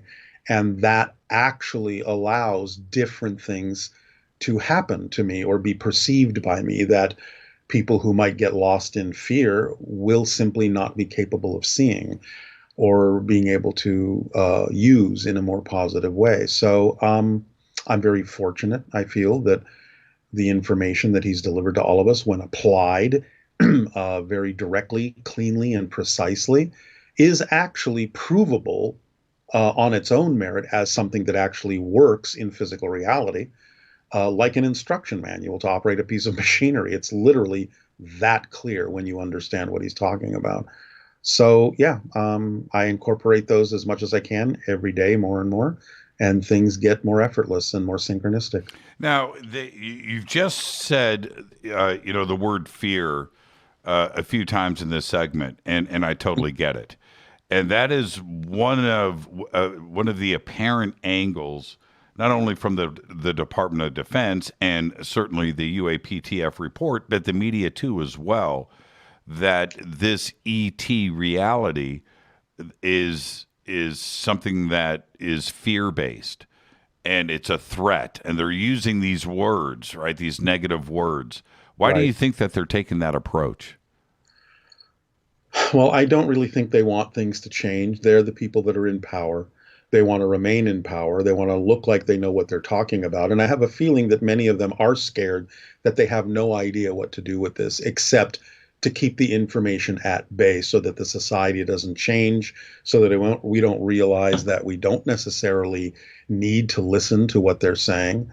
And some of it, I think there's a point to it, because we've been trained for so long to react negatively to things that we don't know about, that it's quite possible that it could cause quite a ripple in society to find out we're not alone. So they've sort of, unfortunately, set it up for that kind of reaction by constantly perpetuating these fear-based ideas. We now really are at the point where many people on the planet are too fragile to receive that information. So they've kind of caused the problem. But again, I think many people are breaking out of it because they're just tired of it. Right. They recognize when they, can muster their logical mind, that's like, look, if there was really something to fear from these things, I mean, they could have taken over centuries ago, because these things have been being reported for thousands of years. So it's kind of like, well, what are they waiting for? If they want to conquer the planet, they certainly had the opportunity to do so before we invented nuclear weapons. Why would they hesitate? So I just don't think, for reasons like that and other reasons, I really don't think we have anything to fear from them. And so I think more and more people are beginning to realize that this is a golden opportunity to expand our understanding of the universe. That's an excellent point. Our guest tonight, Daryl Anka. I am your host, Jimmy Church. Now, really quick, we'll pick up where we're leaving off right now, but we're talking about his new film, Alienated, and all the links for the film are up on the site and in Twitter. I'm your host, Jimmy Church. This is Fade to Black. Stay with us.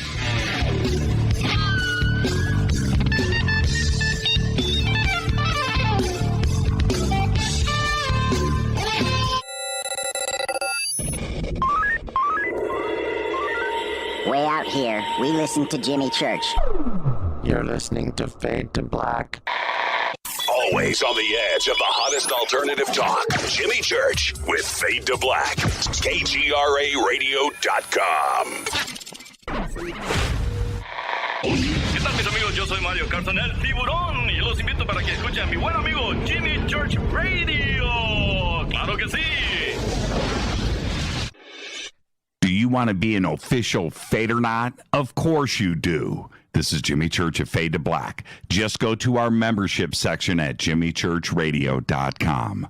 This is Jimmy Church, and I invite you to attend the 20th Annual Los Angeles Conscious Life Expo live and in person this September 17th, 18th, and 19th at the LAX Airport Hilton. Connect with exhibitors, community, thought leaders, and friends as we begin to recreate the world. You can also watch the expo from the comfort of your own home. Live stream from the main stage in Los Angeles and from the main stage in London. Truly a global simulcast event broadcast around the world. Live stream and in-person expo tickets are available now. I'll be your host all weekend long from Los Angeles. And on Friday, it's my Ancient Secrets and Earth Mysteries themed segment with James Keenan, Caroline Corey, and William Henry. And on Saturday, Daniel Sheen and I sit down for a one-on-one interview live. We have an amazing lineup of 25 speakers, including Bashar, Gail Thackeray, Kimberly Meredith, Whitley Strieber, Stephen Bassett, Daniel Brinkley, and Lisa Garr. Please visit ConsciousLifeExpo.com for tickets and info. That's ConsciousLifeExpo.com and use that promo code Jimmy for a special discount.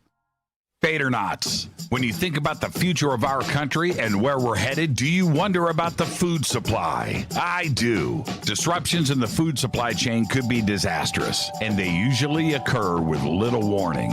That's why the smartest thing you can do today is to stockpile emergency food, water, and other essentials. I personally recommend My Patriot Supply. They're the nation's largest emergency preparedness company, serving millions of customers for more than a decade. In fact, they're the only source my family trusts for our preparedness plan. You should too.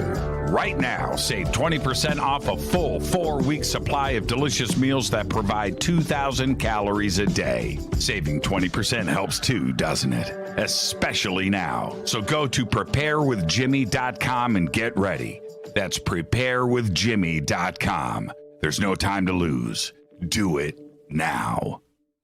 So, you love talk radio? Then you'll love TalkStreamLive.com. TalkStream Live is always on, 24/7 with the best streaming talk shows. Find your favorite talkers and discover some new ones. It's free, readily available online or on mobile with any smartphone or tablet. Finding your favorite talk shows all in one place has gotten a whole lot easier. Just go to TalkStreamLive.com. Be sure to download the free apps from Google Play or the iTunes App Store.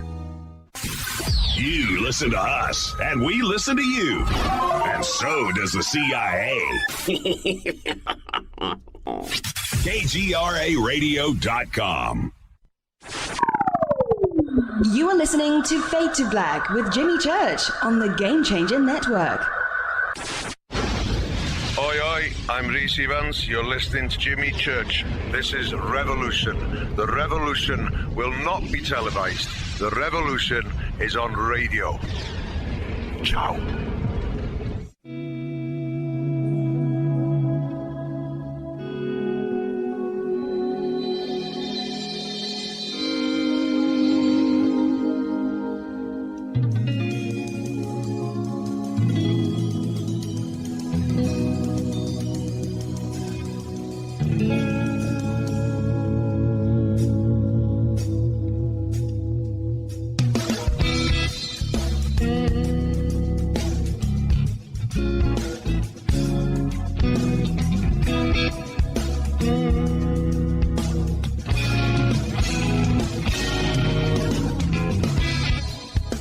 Welcome back, Fade to Black. I am your host, Jimmy Church. Tonight's guest, Darryl Anka. We're talking about his film, Alienated, and a bunch of other things. More with Darryl in just a second. I want to talk to you about My Patriot Supply.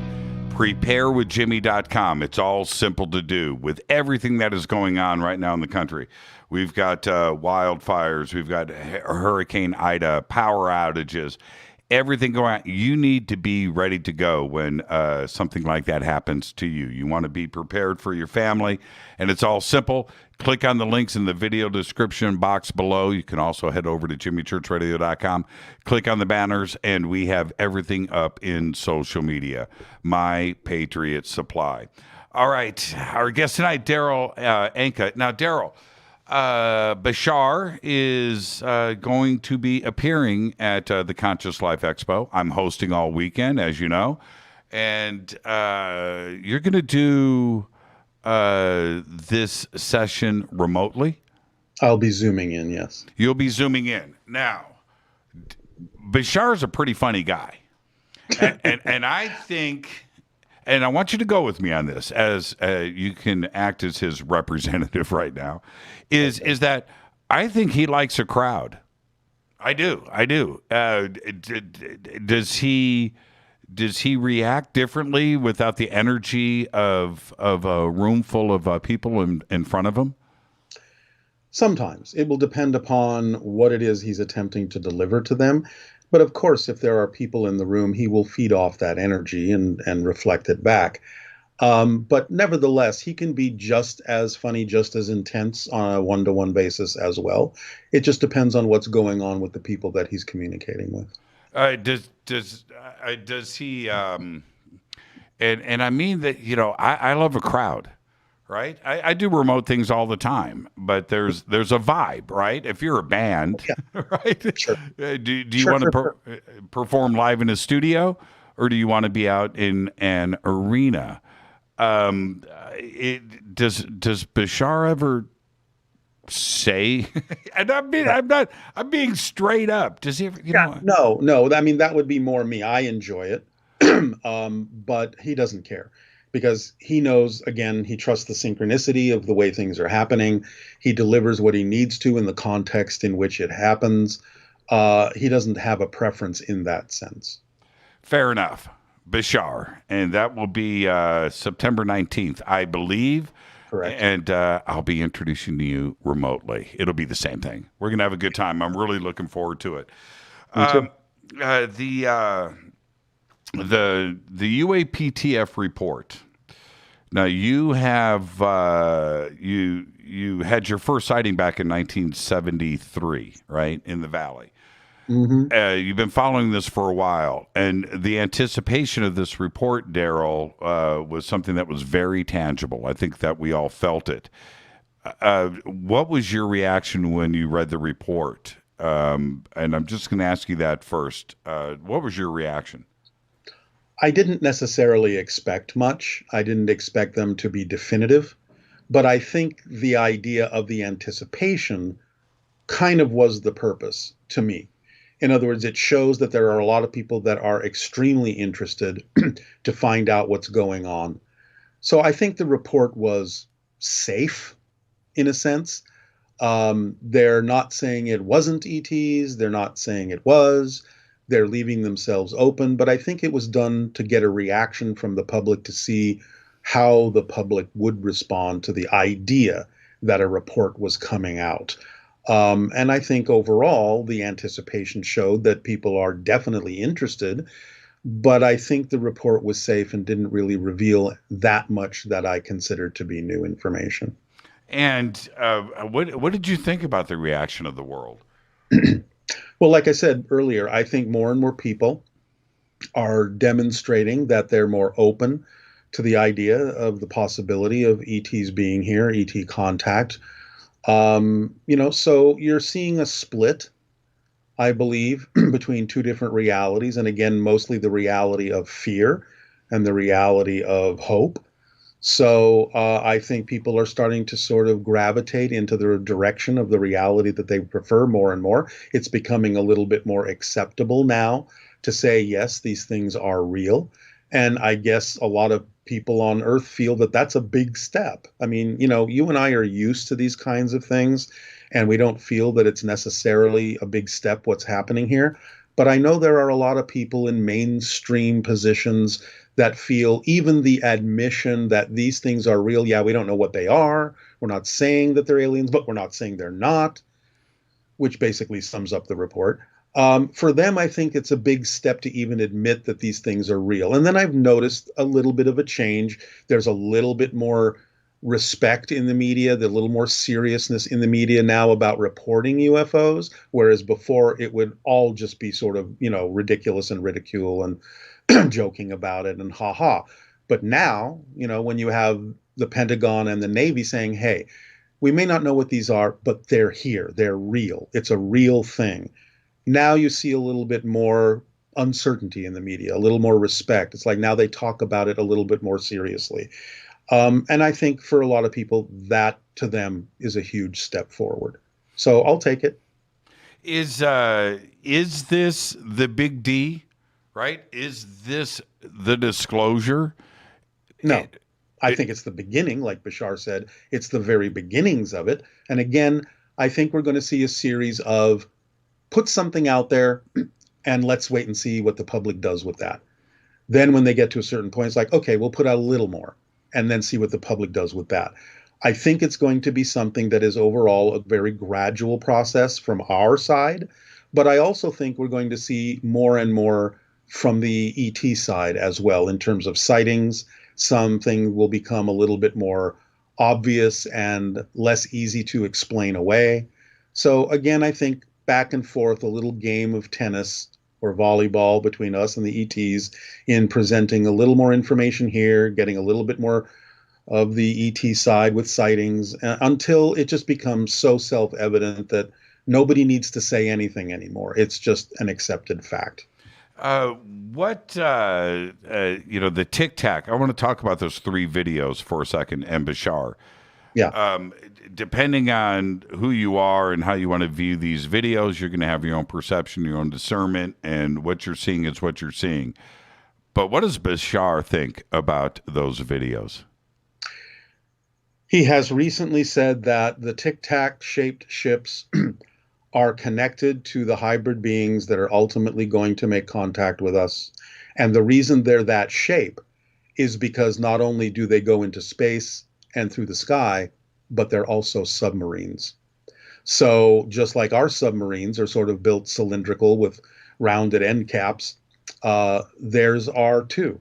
And since the Navy saw that these things were really coming out of the water, going into the water, that squares with what Bashar is basically saying. Get used to seeing these because these are the ships that carry some of the hybrids that will eventually make contact with us.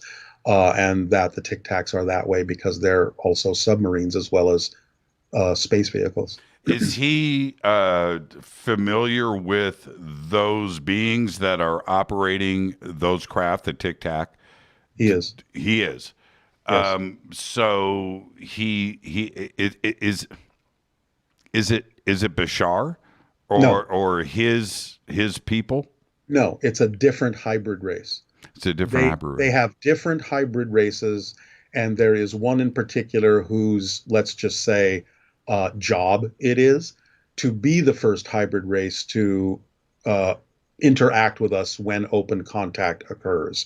So they're getting us used to them by showing their ships, showing that they're here, have underwater bases under the ocean floor, right? So on and so forth.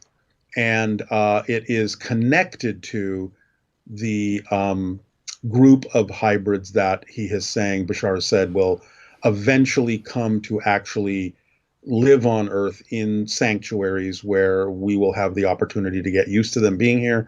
They will have the opportunity to get used to us in relatively safe environments, separate from the human population.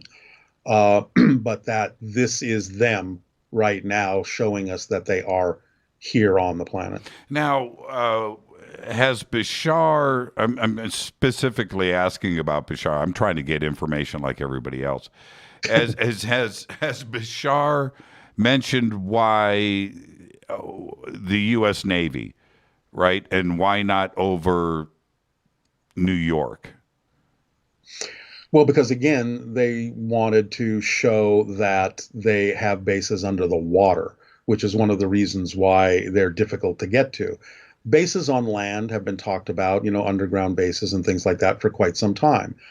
They know with the level of our technology that it's much more challenging for us to reach them if they're under the ocean. So they wanted to simply demonstrate, we're here, this is where we are, but you're never going to get to us until we want you to get to us, or we'll come to you. It's kind of like, we're showing you ourselves, but don't call us, we'll call you. Is there any direct contact with the branches of the military and the Department of Defense with ET? I think there has been, especially in the beginning, in the past, in the 40s and 50s. I'm not so sure how much there is anymore. I think if there is, it's relatively sporadic or relatively limited in its content. Because again, I think it's been made very clear for a long time to the ETs that we're not really open yet as a society to following their agenda. So they're biding their time, and I think they're mostly keeping arm's length.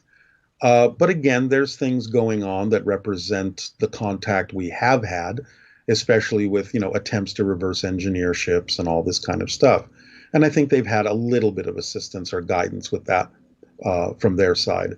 But I don't think, at least right now, as far as Bashar is talking about, there's not a whole lot going on until such time as the true beginnings of open contact really start occurring. Well, because, and I find that very interesting, and that's a great point. Except, right, there's always a but, right? There's always a but. Mm-hmm. Sure. Is that the Department of Defense and the DIA and the ODNI in this report say that they know nothing. And I think that they don't know nothing. They right. don't know nothing, but they don't know much. Which is a complete untruth, right? That's the part where they're not being honest. The agenda of how they're putting the information out there slowly and getting reaction to it. It's going to take a while. This is a process from our side. So I'm not expecting anything big from them at this particular moment, unless something happens that makes it impossible for them to hold back. And do you think the reason for this is that they know that there is something imminent that is not in their control, the arrival of a ship that they've been tracking for the last 5 years, and it's going to arrive at a certain date? Well, I won't use that example because I'm sure they're simply aware of the fact that there are ET ships all over the place. Right. But yeah, I mean, I think they're dragging their heels. They're dragging it out to the last possible moment so that they can sort of position themselves and look like the good guys, and so no one will be mad at them for holding all this information back for so long. And I know that there's efforts from the inside as well to get the information out. Not everyone in the clandestine services agrees with this policy of secrecy. So I think you've got things working from the inside, you've got ETs working from the outside. And I think, the mainstream people are going to sort of be caught in the middle and have to pick a way to go eventually. Do you think that the cat is too far out of the bag for a turnaround on this, where the Department of Defense would come out and have some prosaic explanation for those videos, and that they know now what the technology is and it's ours? Have we gone too far? Or would you be surprised if they just took a complete about face? I know that we may have some vehicles that have been out there that are ours from the reverse engineering programs. I still don't think they're that advanced, but I don't think they can get away with that because they've been trying that over and over again. And at this point, again, maybe as a test to see how many people believe what they're saying, at this point, I don't believe a lot of people would believe them if that was the story that they were trying to promote, because people haven't believed their stories in the past of like, oh, that was just dummies or that was just flares. People can sort of see through that. And I just don't think they can get away with that anymore by turning around completely. There's just too much stuff going on. Have you seen J.J. Abrams' documentary series on Showtime? I have. Okay, let's talk about that for a second.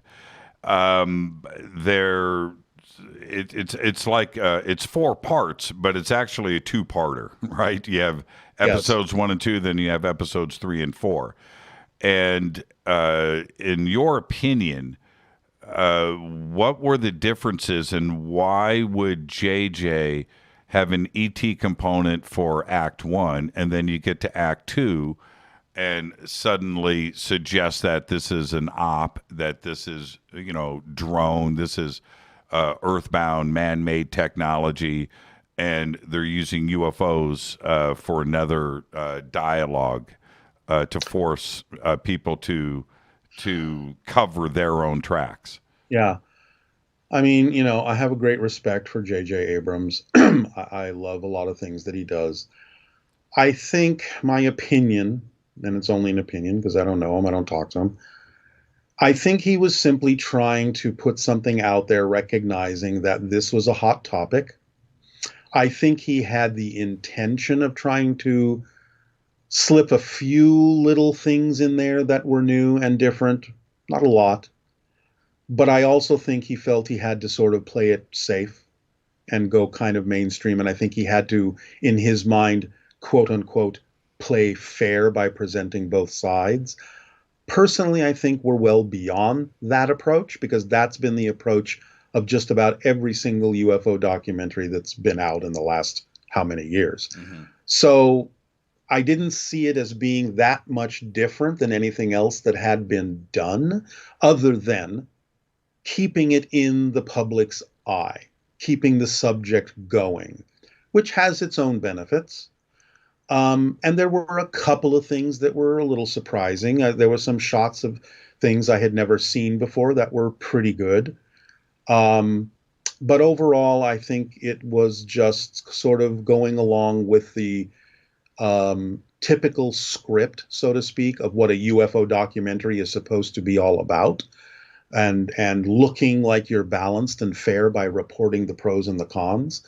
So to me, it was okay. But by the time we got to the third act, I was just like, oh, okay, this is basically an updated version of the same thing we saw 5 times ago.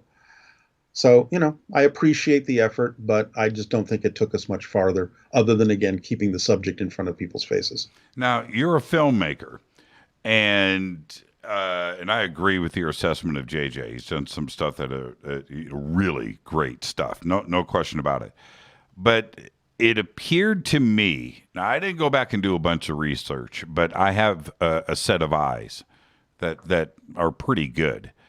Did it appear to you that there were some pieces of footage in there that were CG or hoaxed and not genuine? And if so, why would he do that? Yes. I mean, absolutely. I mean, I could tell the difference between that and the others, but I'm believing that the CG stuff was simply for the purposes of illustrating something they never actually shot or could get a shot of. So I'm fine with that, as long as we understand that that's just an illustration. But I do think there were some authentic photographs in there that I had never seen before. Yeah, I agree. Were pretty good. Yeah. The O'Hare Airport stuff. I was like, wait a minute, right? Yeah. Yeah, that was pretty good. But where I thought, and I'm only going here because you're a filmmaker and we're in Hollywood, and we know what we know, and we love this stuff and we love to critique. Is it misleading, though, to the general public that may not know what is authentic and what is not, and possibly presenting it as authentic? Is that misleading the larger audience? Well, I think it would be if they had presented something like that as definitely authentic, but I'm not sure they actually did that. I think they just showed the illustrations and the shots that they showed, and I don't think they really, except for a couple of moments, called out whether it was simply a representation or not. So, yeah, some people might be confused by it a little bit here and there. I'm not sure they intentionally tried to mislead anyone.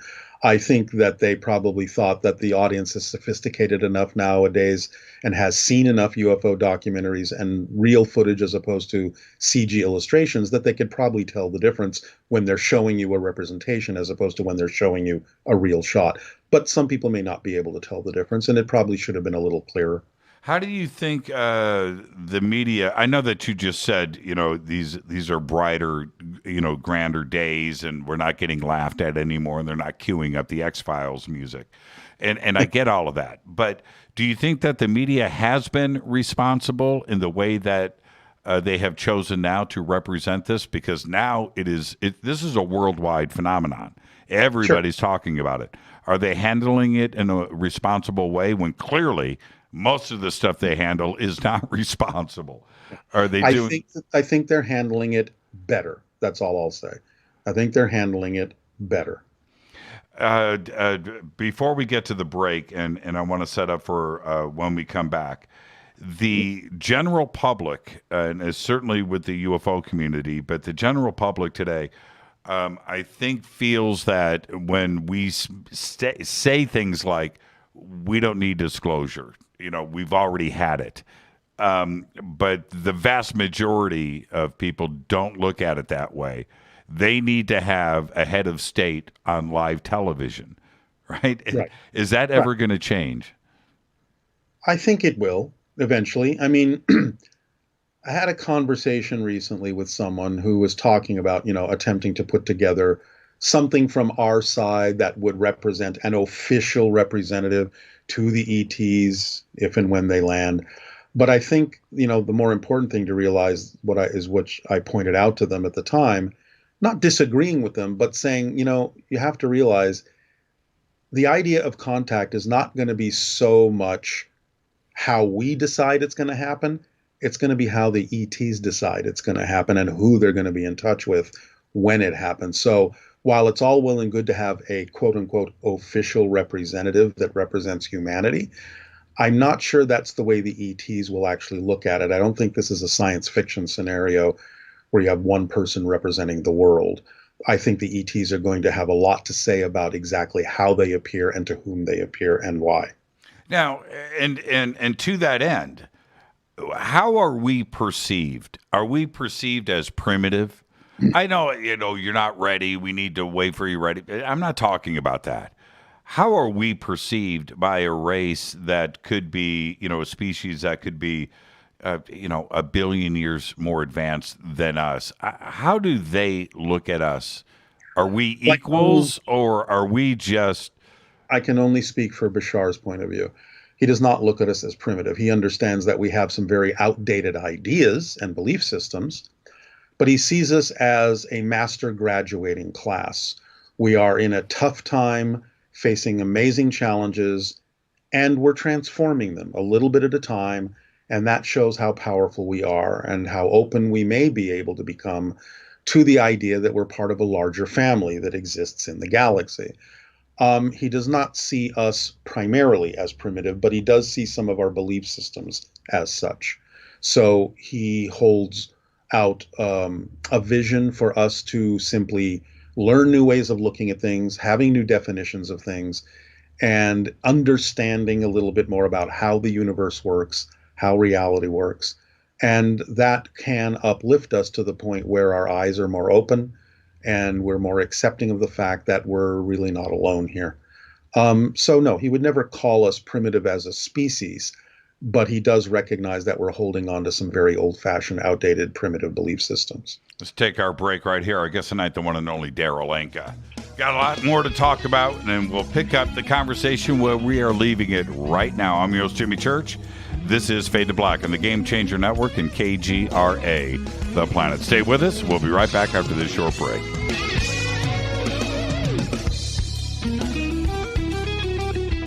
Hi, everybody. This is Rob Halford, the Metal Guard on JimmyChurchRadio.com.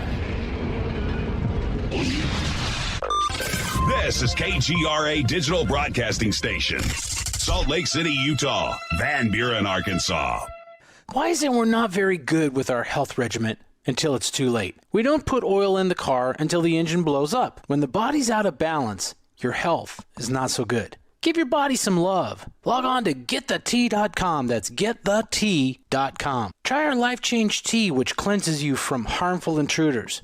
A clean colon is one of the ways to bring the body in balance. We also carry organic supplements to help you get where you need to go. So do your body a favor. Log on to GetTheT.com. That's GetTheT.com.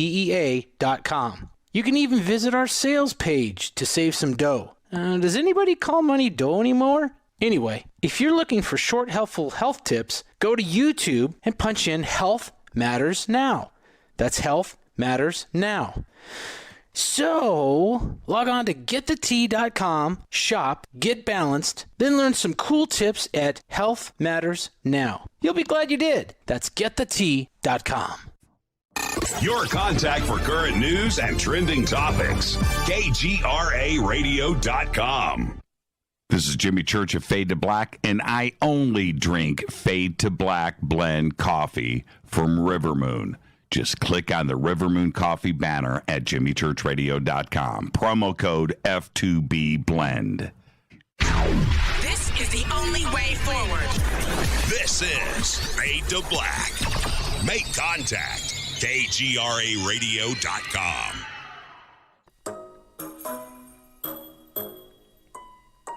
When you're in the house for longer periods of time, you can see them flying or running across the floor. Ooh, yuck. They're unhealthy, gross, and disgusting. Bugs. I loathe bugs. We keep a clean home, but occasionally bugs show up. Well, I found something that is tougher than bugs. Orange Guard. On contact, it kills hidden bugs, including ants, roaches, and fleas. Plus, Orange Guard is a residual repellent. All of the ingredients of Orange Guard are on the FDA generally recognized as safe list. Orange Guard may be used around food, humans, and pets. It comes with a 30-day money-back guarantee. Orange Guard. Available at orangeguard.com, Whole Foods, and Ace Hardware.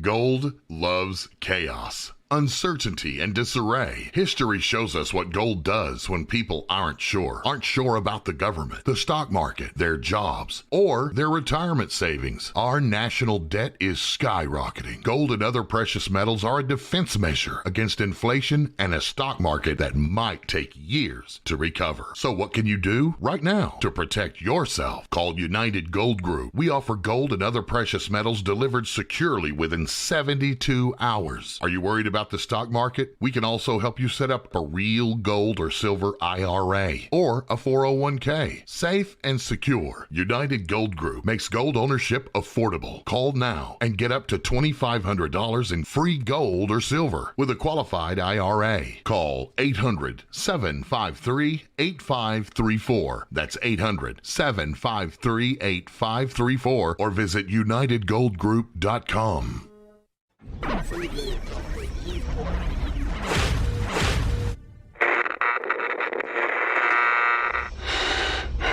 You want to know a secret? I love ponies. I really love ponies. I'm serious. I couldn't stay sane without ponies to brush. Why fade to black? Because you never got that pony, damn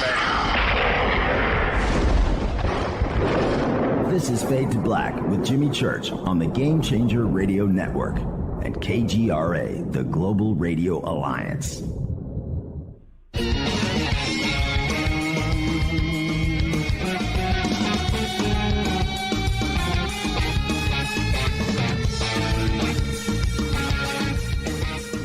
Welcome back, Fade to Black. I am your host, Jimmy Church. Tonight, Daryl Anka. Spent the night tonight talking about his new film. It is called Alienated. I want you to go to ziafilms.com and check it out. And look, I've been talking about it all week. All right, all week. You've got to see this film, and I want everybody's reactions. And next week on Fader Night, when we go to open lines, we can talk about the film, but I want to know what everybody thinks. It's truly amazing.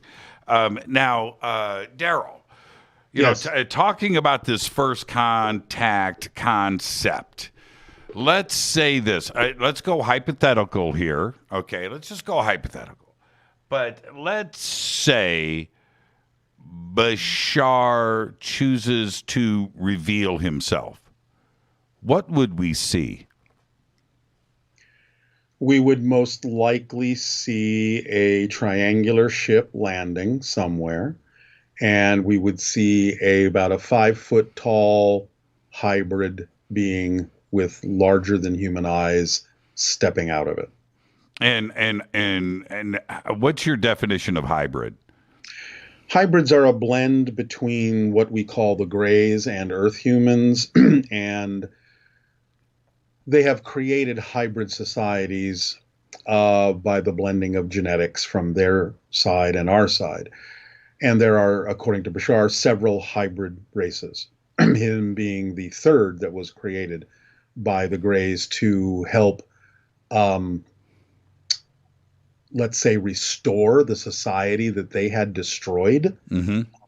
Because according to Bashar, the Greys are not actually what we would consider to be typical aliens. In his perception and from his side of things, they are humans from a parallel version of Earth that mutated themselves into what we presently know as the Greys, lost the ability to reproduce, were dying out, and needed viable human DNA to survive, hence the creation of the hybrids, which sort of resuscitates their civilization. But also, the reasons that Bashar is giving the information he's giving through the channelings is also because they recognize we're kind of going down some of the same roads that the Greys went down to destroy their version of Earth, and they're giving us information to help us prevent us from doing the same thing. That's the nutshell version of that story. Would we be freaked out, or would we be comfortable? Depends on the person. It depends on what level of energy you're at, what level of frequency you're at. The closer we are to a balanced state, a higher state of understanding, the closer we are to their frequency, and the more compatible we are vibrationally. The farther away we are, more likely we would freak out, because exposure to a being that is completely holistically balanced and energized can allow us to experience our energy attempting to rise to meet theirs. But if we're not ready to face all of the different fear-based beliefs within us, they'll come bubbling to the surface in the presence of a being like that. And if we're not ready to handle that or integrate those ideas within ourselves, it could cause a little bit of psychic shock. So one of the reasons they maintain arm's distance, according to Bashar, is to share the information that has the ability to help us raise our frequency, so we will become more vibrationally compatible with them and have a smoother experience of contact. But those who don't necessarily go in that direction may not have the contact. Now, this may be a technical, but Bashar has said some technical things over the years that even I had to sit back and listen a few times and digest it. But to be a hybrid race and combination, we have 46 chromosome pairs, right? And that's how we can't mate with apes, right? It wouldn't work. They have 48 chromosome pairs. How does that work? How does the DNA mesh, and how does the chromosome situation match up? Yeah, well, like I said, they're not aliens. They're mutated humans. No, I'm saying, so they have 48 chromosome or 46 chromosome pairs? Yes, or they did. I mean, the Greys are close enough, even in their mutated state, to hybridize with normal humans. So, yes. See, that's the thing that's interesting. And we sort of mentioned this in the First Contact documentary. Right. Scientists have said, well, it's not possible for an alien and a human to create a hybrid that's viable. That's true. And that should have been their first clue, that the Greys are not aliens. They're mutated humans, and that's what makes it work. Now, it still took a lot of manipulation over a long period of time for them to make it work in the way that they wanted to create hybrid races that would allow their society to survive and even improve upon what they had done, since they knew that the only reason they mutated the way they did was to survive in the rough environment, a toxic environment that they had created in their parallel reality version of Earth. So in coming to our reality, or maybe even several other parallel realities where humans are still normal, That was their only solution to not dying out, was to find human DNA that would be the original form of human DNA that they could blend with their own to create a hybrid race that would pull them up the ladder again. Was this done in a... Was this...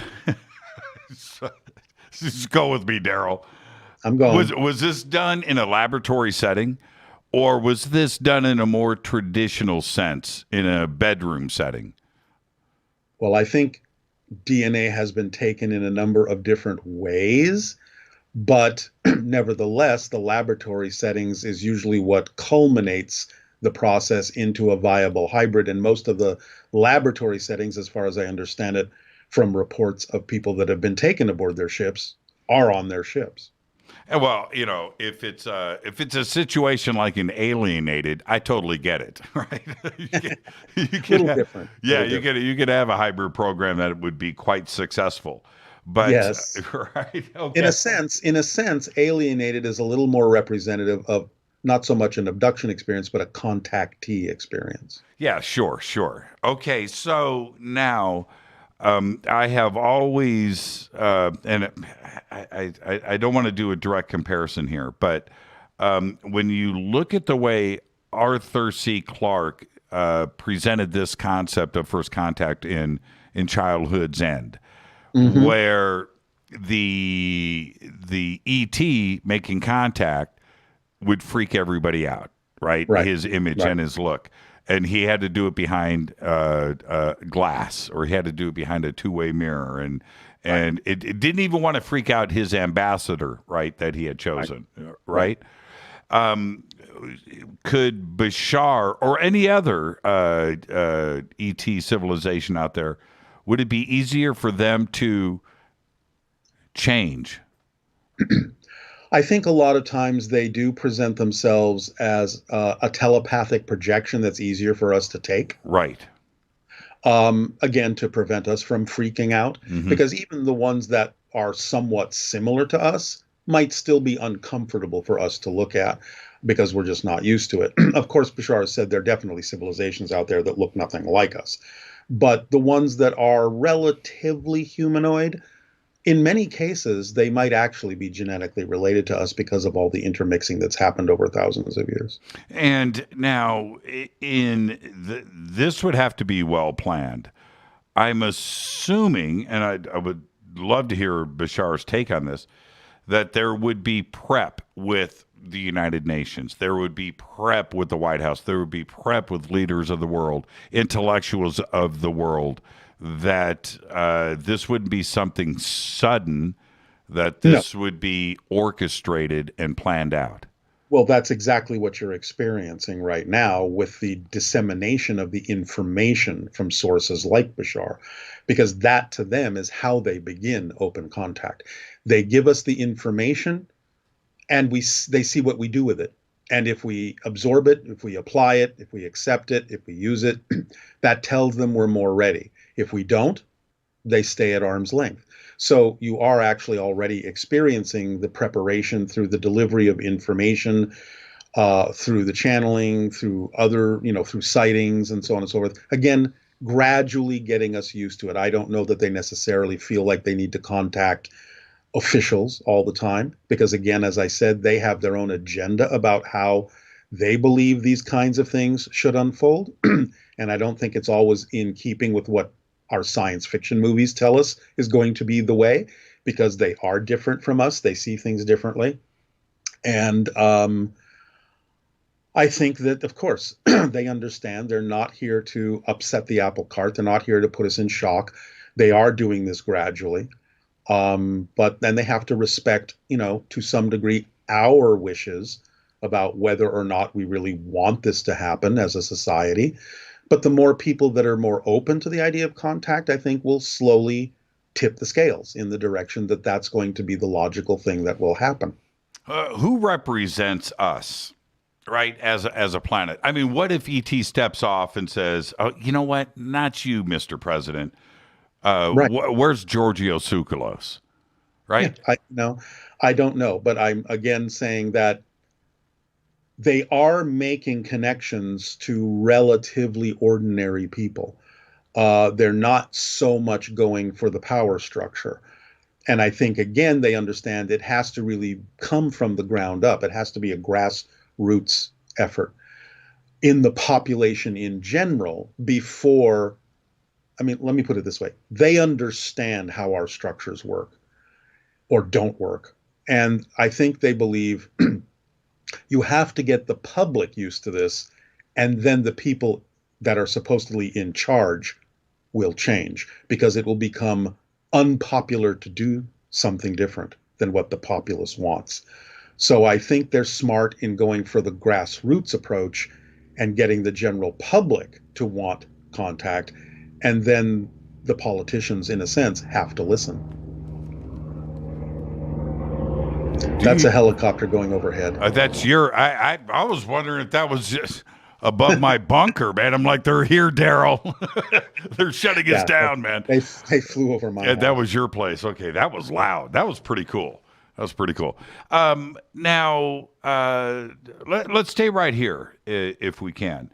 The idea of first contact is one thing, and how it would be approached. And I know I'm making light of somebody like Giorgio Tsoukalos, but there's another part where we have probably millions of abductees and contactees around the world that have been screaming from the rooftops for attention with their experiences for a very long time.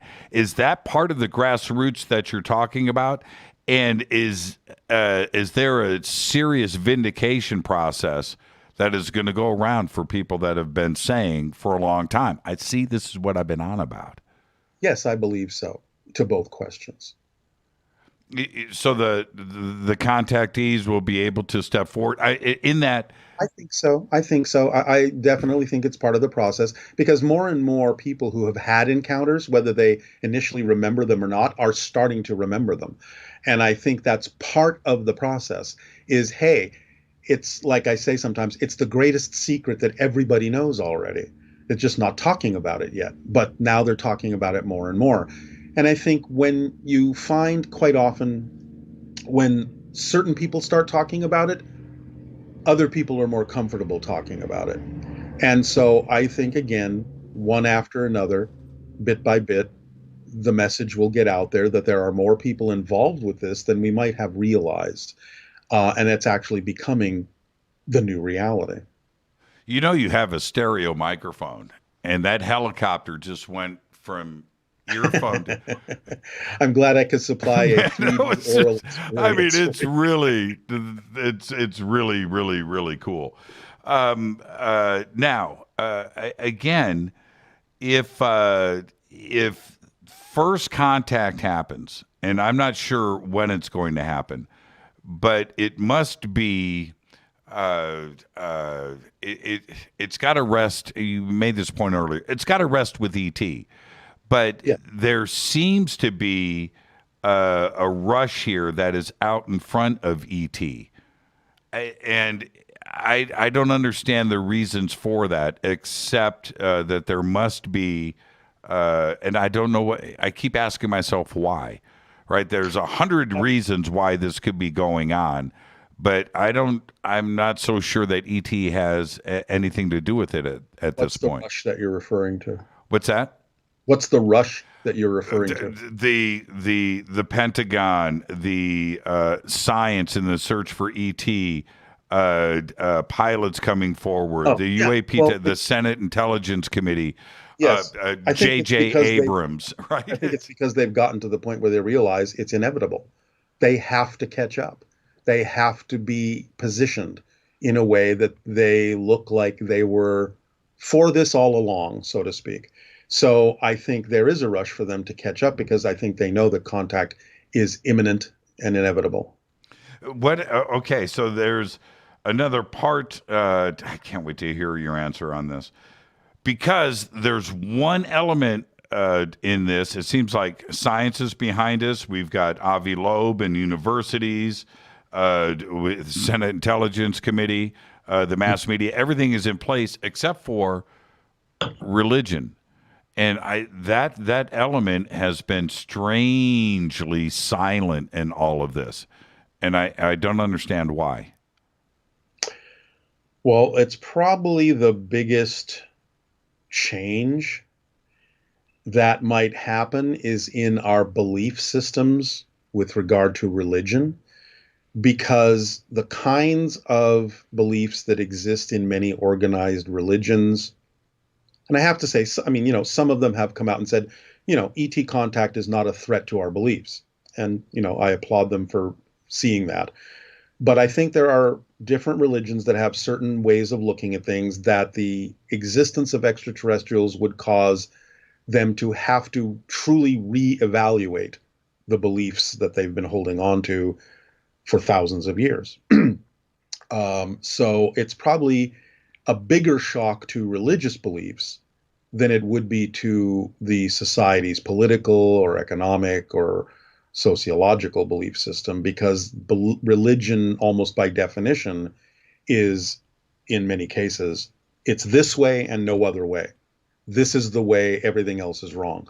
So if something comes along that, I'll just put it this way, has a quote unquote better understanding of the cosmos, better understanding of whatever you want to call God or goddess or all that is, in many ways, people who are holding fast to a particular belief system for one reason or another would definitely see that as a serious threat to their belief system.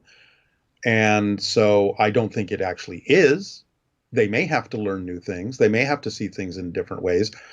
But, when fear comes into it, and many religions are based on fear-based beliefs, do this or you'll go to hell. Right. Kind of thing. Do this or you don't get the grace of God. Do this or, you're in the wrong faith. Those things just don't work for the ET point of view, at least from what Bashar has said.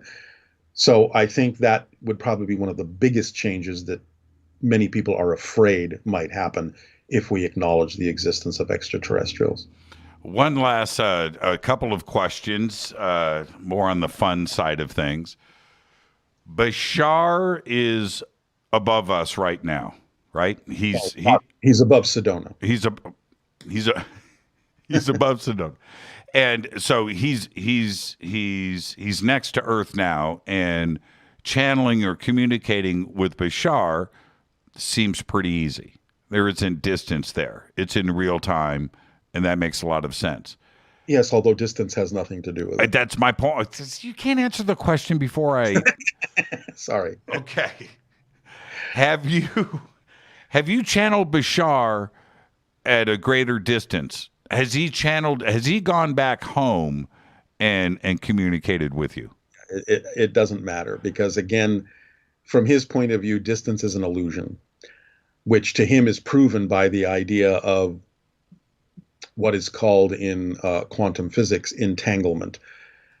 Einstein said there's no such thing as spooky action at a distance. And in a sense, he was right.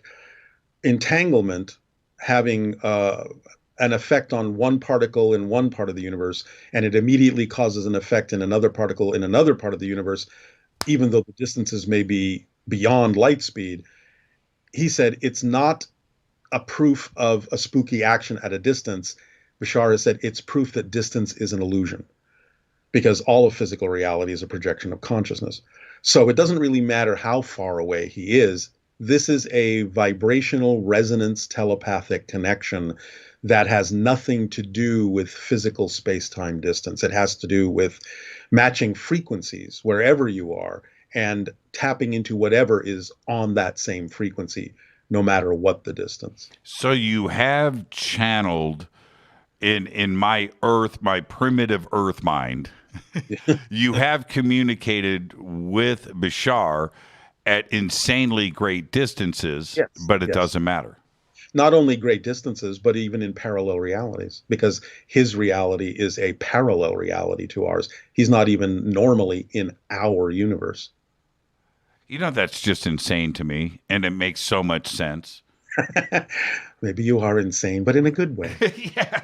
Well, no, but I'm being very serious. And the more that you understand about physics, and again, in my own primitive mind, but I study this, and I study this subject, Daryl, and you know this. Mm-hmm. And the more that I think that I understand as I grasp it, the idea of something in real time, no matter what the distance, is easy. And whatever that communication is for ET, it's easy for them. We may not understand it, but it's easy. Just like you and I can pick up a cell phone, it's that way for them. Exactly. One thing I would like to add before we end is I deeply appreciate you, first of all, doing all of this and helping us promote Alienated. And I also would appreciate any of your listeners going to get the movie. But I would also like to ask them, if they did enjoy the movie, please go to Amazon.com or IMDb.com and leave us a review. That's really going to help get the movie out there much farther. So enjoy the movie. Please review the movie when you're done. Thank you so much. And I got to ask the obvious question. Are you working on the next film? We are developing scripts. We're not working on a sequel to this script, but we are developing other scripts in different genres. There has to be a part 2 to Alienated. What do you... Wait, whoa. Daryl, no. Let me help you write the script. There's got to be a part 2. You know this. Well, it doesn't mean that it's happening right now. I mean, that's the biggest... time to develop that story. You laid out the best cliffhanger in the history of cinema. Maybe we'll revisit that at the appropriate time. Oh, man.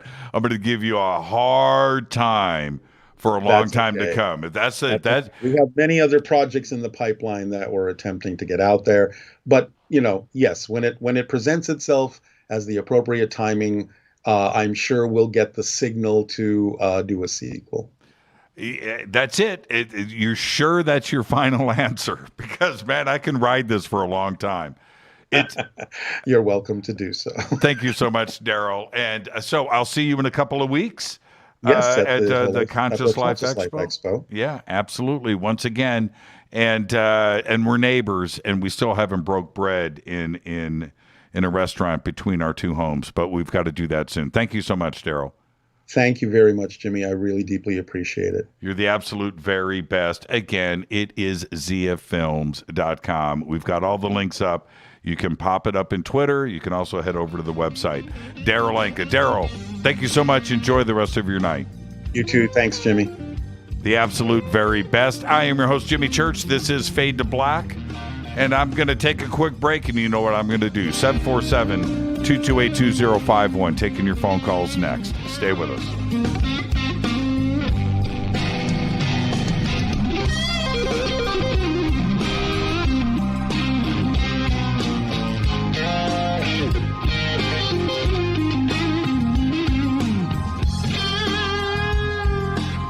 Hey, what up, y'all? Sugar Vivica Fox here, and you are listening to my boy, Jimmy Church, on JimmyChurchRadio.com. Despite popular opinion, reading a book will not make you smarter. But listening to Jimmy Church will. This is Jimmy Church of Fade to Black, and I take Life Change Tea supplements every single day. It's what I do. Click on their banner at JimmyChurchRadio.com. This is Jimmy Church, and I invite you to attend the 20th Annual Los Angeles Conscious Life Expo live and in person this September 17th, 18th, and 19th at the LAX Airport Hilton. Connect with exhibitors, community, thought leaders, and friends as we begin to recreate the world. You can also watch the expo from the comfort of your own home. Live stream from the main stage in Los Angeles and from the main stage in London. Truly a global simulcast event broadcast around the world. Live stream and in-person expo tickets are available now. I'll be your host all weekend long from Los Angeles. And on Friday, it's my Ancient Secrets and Earth Mysteries themed segment with James Keenan, Caroline Corey, and William Henry. And on Saturday, Daniel Sheen and I sit down for a one-on-one interview live. We have an amazing lineup of 25 speakers, including Bashar, Gail Thackeray, Kimberly Meredith, Whitley Strieber, Stephen Bassett, Daniel Brinkley, and Lisa Garr. Please visit ConsciousLifeExpo.com for tickets and info. That's ConsciousLifeExpo.com and use that promo code Jimmy for a special discount. When you take the beans from Central America with dashes of Indonesian and African mixed in and then roast it to the dark side of Fade to Black, you create the ultimate brew of fringe. Introducing the Fade to Black blend from Rivermoon Coffee. Yes, Rivermoon's darkest customized roast was created for the love of Fade to Black. The alchemy of masterful roasting and smoking the beans is in every sip of this full-bodied, dark Java. I need my coffee dark, deep, with distinct bittersweet chocolate highlights, just like the bunker. Leaning further into the darkness of the roast is Fade to Black blend from Rivermoon Coffee. Just click on the banner at jimmychurchradio.com and use the promo code F2B blend for 15% off of your order today. This is Billy Carson with ForbiddenKnowledge.tv. Forbidden Knowledge TV has just reached its 1-year anniversary. That's right, 1 year. And as a show of appreciation, we are giving all new subscribers a free 30-day trial of ForbiddenKnowledge.tv. That's 30 days to binge watch thousands of movies, documentaries, conferences, workshops, lectures, yoga classes, meditation courses, and so much more. So log on to ForbiddenKnowledge.tv from your computer or mobile device, or get the Forbidden Knowledge TV app on Apple TV, Roku, Amazon, iTunes, or Google Play today, and use coupon code 30daysfree. That's coupon code 30daysfree on ForbiddenKnowledge.tv today. Are you intrigued by Paranormal Talk Radio? You'll love the new Paranormal Radio app from TalkStream Live.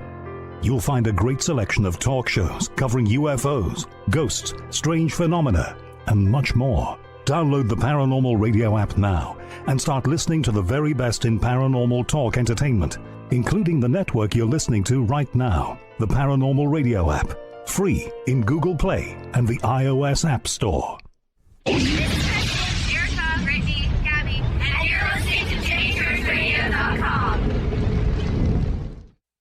It's not a lifestyle we chose. We were born this way. KGRAradio.com.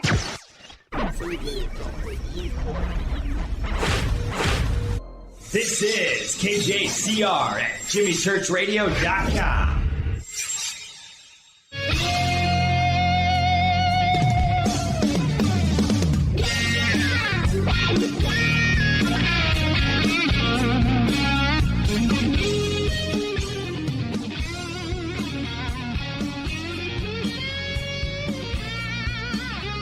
Welcome back, Fade to Black.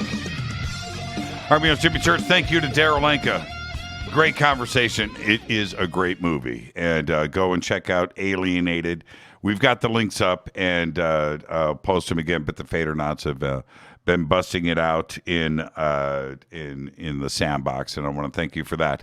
I've opened up the phone lines. I've got some calls on hold, 747-228-2051. And so much to unpack in that conversation. But Daryl has, he's been a member and a part of this community for a long time, 38 years, right? That's crazy. And his views on what is going on right now is something that we should just completely listen to. And again, just like everything else, I suggest everybody just more chips to push into the center of the table and consider everything. But that was a great conversation. I want to thank Daryl for that. And Bashar will be appearing at the Conscious Life Expo. We're going to do this remotely this time, understandably, but you can check all of that out and go to consciouslifeexpo.com. Use that promo code Jimmy when you move into checkout. And I'm going to put this call on hold. You just stay right there. I'm going to bring you up in just a second because I'm going to grab a couple of more calls that are coming in, and I'm putting you on hold right now. You just stay right there. I'm putting you on hold. You can hear me. You just stay right there. And now let's go back here, and let's grab some phone calls. Let's see who was up first. Hi, you're live on Fade to Black. Who's calling? It is Chuckles from very wet Pennsylvania, my man. How you doing, Chuck? I'm actually doing good. Everything I've got to say, you and Daryl said, but that's all cool. Faders probably saw me posting it. I was posting Monday. I watched that movie, I think, when you shot up the post on Sunday. Got it on Prime when it was at that cheap rate. I think it's a little bit more now. But anyway, it really is a good movie. And, I'm not a crazy movie guy, to be honest, unless it is a car movie. Or like stuff blowing up. That's just me, right? Mm-hmm. And it was the type of movie that I would never have expected to hold my attention the whole time, but it really did. I really enjoyed it. All the little things you guys talked about the first hour or so, the different scenes, the actors, about those formulas. I was wondering that too, man. I'm like, are they real formulas that they're writing on that glass? I was blown away when Daryl mentioned that. So I just wanted to do a short, I don't want to waste a lot of time, but just a quick call that this movie was way cool, made by, obviously, I think Daryl's amazing. I could feel Bashar's influence in it. Like, I'm not being weird. I am weird, but you know what I mean? It was a great movie. No, you're making all... Faders, we got to watch it. It is a must-watch. Yeah, and I agree with all of that, Chuckles. And thank you so much. Give my best to Kara, and we'll see you tomorrow night with Ryan Sprague. Thank you so much, my man. Right on. Thank you. Right on. Bye-bye. And one of the things that Chuck just said about this film, which I think is just spot on the money, I'm putting you on hold, stay right there, is that if this film has a way of keeping your attention. It's really, I mean, I was in the film. I was. Look, I'm not in any way trying to be a hype man and pump everybody up. And that's not my intention here, and that's not what I'm trying to do. I want everybody to check it out. It's a great film, and it's just enjoyable from beginning to end.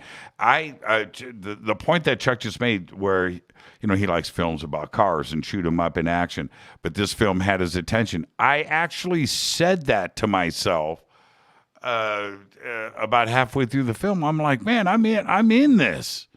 I'm good. It's got me, and I was right there. Every scene, every word. It's a great film. Alienated. Let's go to the next call. Hi, you're live on Fade to Black. Who's calling? This is James. Do you hear me? Yes. Where are you calling from, James? I'm calling from the Gateway area of Canada, British Columbia. Okay, very good. What's on your mind tonight? Well, I need to explain to everyone there, to you and everyone, my personal experience of being a fadernaut. I faded out halfway and was nearly beamed aboard and freaked at the experience, because it seemed to me at the time that I wasn't just simply being beamed aboard body, soul, and spirit, but I was in a crowd at the time at a rock concert. The greatest love, the greatest band, the greatest experience of my life was at that rock concert. The love, the experience, the highness, the wonderfulness. And it seemed at the time that I was actually being deleted, sort of, from the people's memory that I'd been there. They could not perceive that I was disappearing. Okay?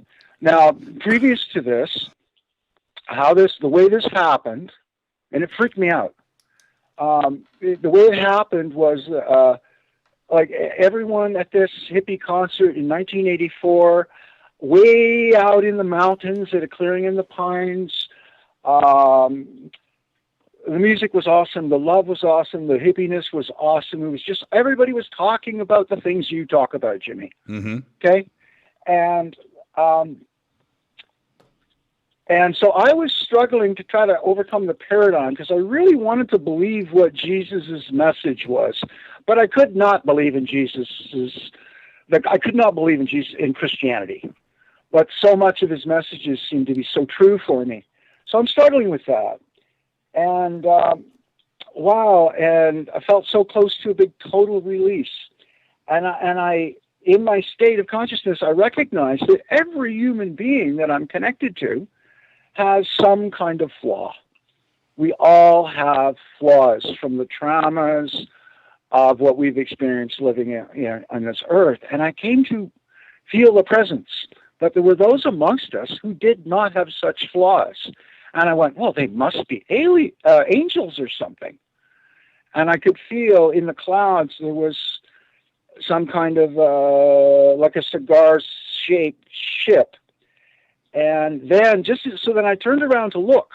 Well, there's got to be people here who aren't from this planet, because there's a purity here that is not human-like.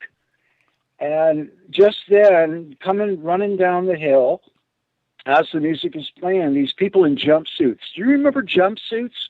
Back in 1984, there was a nylon-colored, wonderful colored jumpsuits that people were wearing with no zippers. Well, about 6 or 7 of them came running down the hill to the music, just joyous, into the crowd, and dispersed into the crowd. And I thought, that's got to be them. And one of them came to me with a crew cut, blonde, a tiny bit overweight. You tend to think of angels as being like perfect bodies.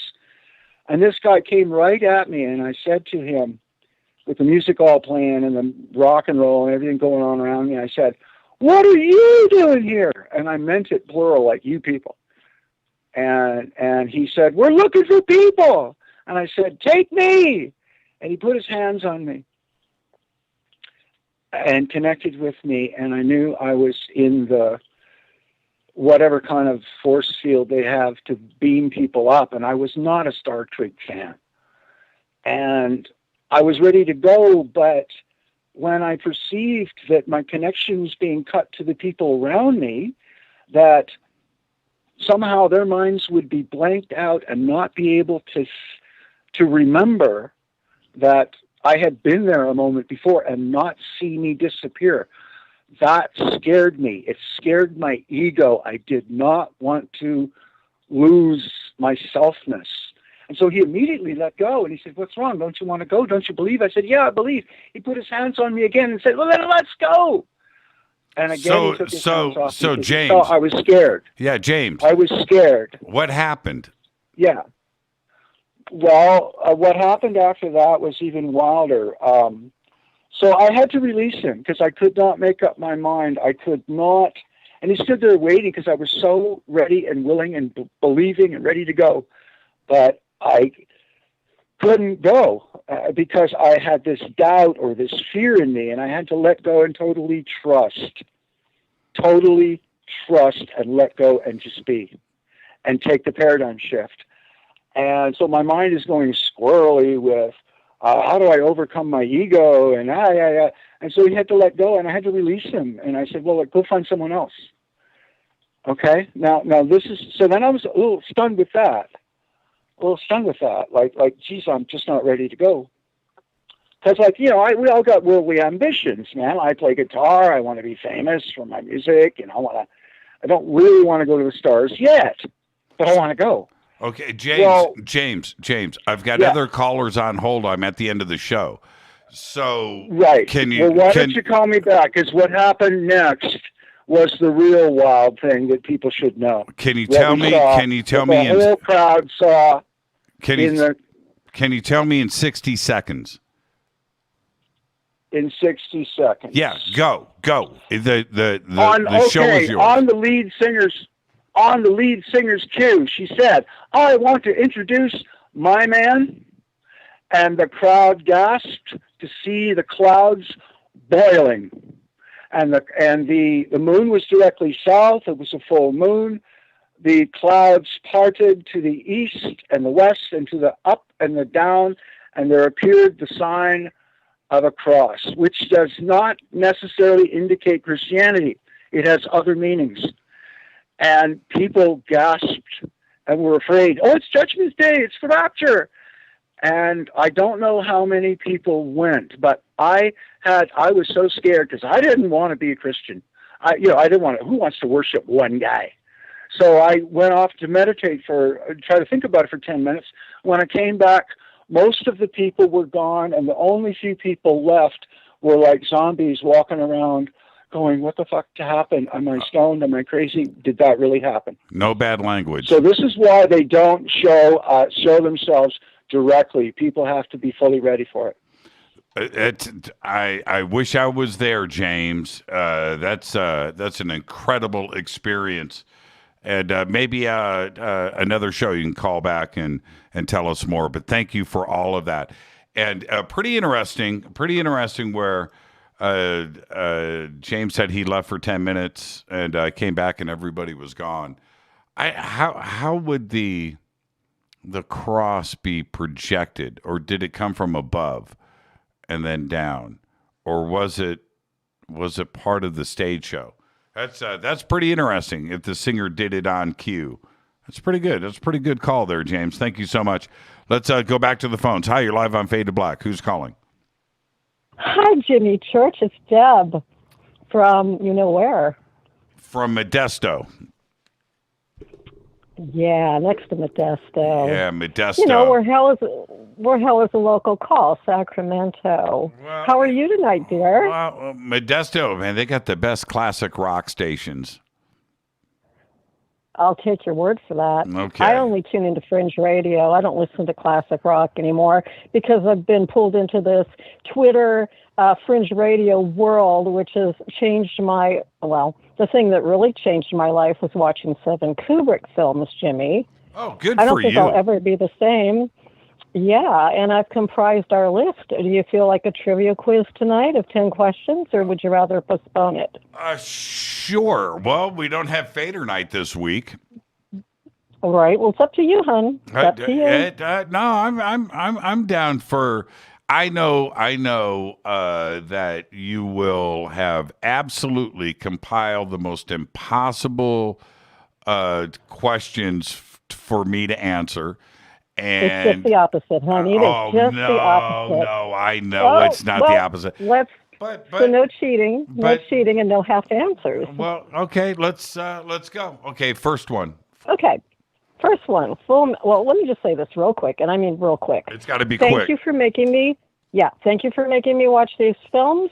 I love the fact that he looks at the human condition, and that's usually in the darker films, which I didn't think I would like, but I like those ones best. Number 1, Full Metal Jacket. How much weight did the actor Vincent D'Onofrio gain to play Private Gomer? Oh, 100 pounds, 110 pounds. Nope, 70 pounds. Yeah. Number 2. It's 110. I don't know where you got. I don't know where you got 70, but still 70. I got it from. No. That's fine. It's a heck of a lot of weight. And if you round off 70, that would round off to 100.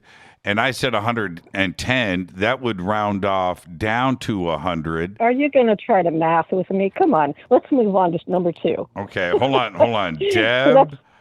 Deb and Jimmy. Don't start with the fake scoring. I got to keep scoring. Okay, I'm going to give you that one. I'm going to give you that one. Okay, number 2.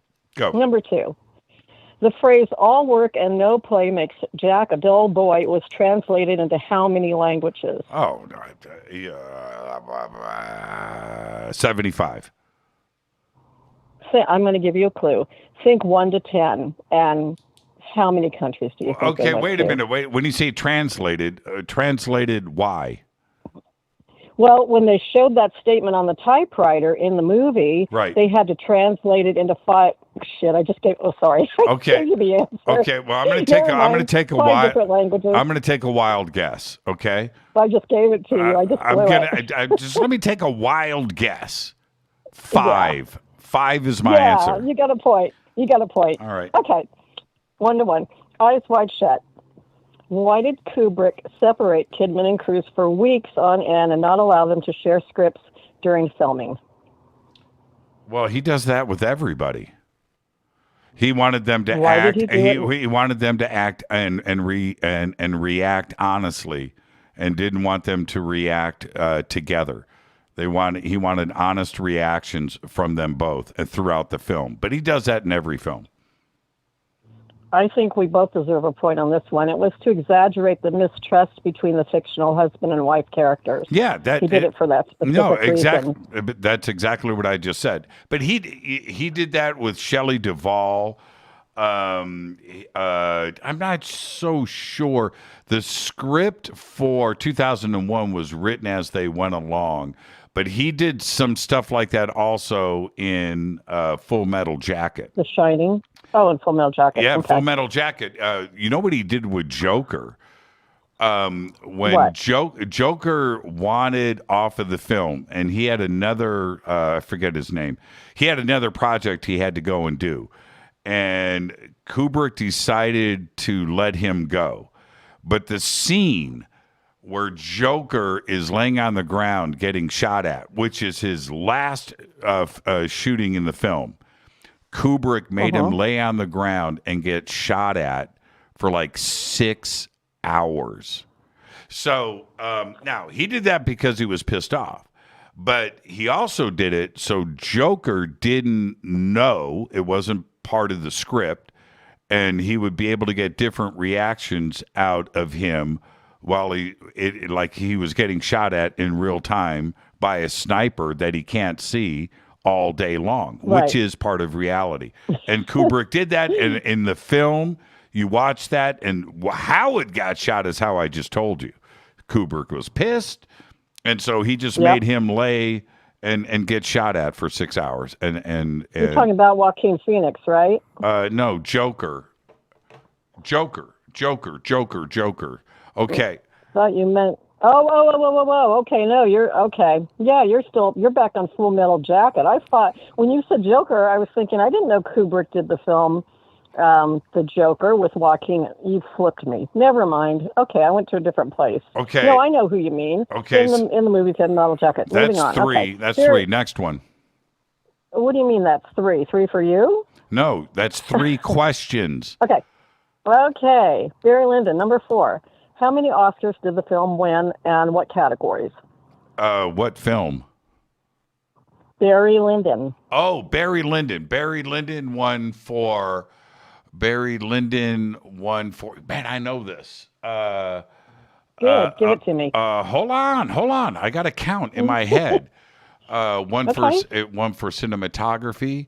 It won for screenplay. It won for music, orchestration. That's 3. It won for best editing. So that's 4 that I can name. So I'm going to say I'm going to say 6. Okay, it won 4. It won for production design. Yep. It did win for cinematography. Yep. It won for best music score, Yep. and it won for best costume design. Oh, costume design is the one I left off. So 4. So you got two out of 4. You can't. No, I got 3 out of 4. No, it depends But on what anyway, you I'm giving consider that. editing. Okay. I said 4. The answer is 4. I went with You said 6, but I'm going to go with that. Okay. You got to get up early, Deb. You got to get up early. Oh, don't start that. Don't start that. Okay, with me, let's go. Church. Question number 5. I got to get up early to get you to do this. Number 5, Paths of Glory. Kubrick only had a $1 million budget. How much of it did he pay to Kirk Douglas? Oh, to do the film. Yeah. That's such a famous story. $100,000. Nope, 300. Yeah, $300,000. And, Yeah. Okay, That's the okay. killing. I'll give that. The point is, he didn't pay him much by today's standards, but back then, $300,000 for a film was a lot, and it was a third of the budget, and that is a fact. Okay, go ahead. Yep. Number 6, The Killing. Career criminal recruits. The career criminal recruits 3 others to rob a racetrack. What are the 3 people that he recruits? What are their professions? Oh, I don't know. I'll give that one to you. Okay, next question, 7.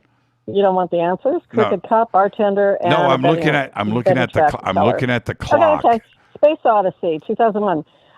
Who was hired for the voice of Hal the Evil Computer? Oh man. I don't remember his name. It's on the tip of my tongue. I don't want to waste time. Who was it?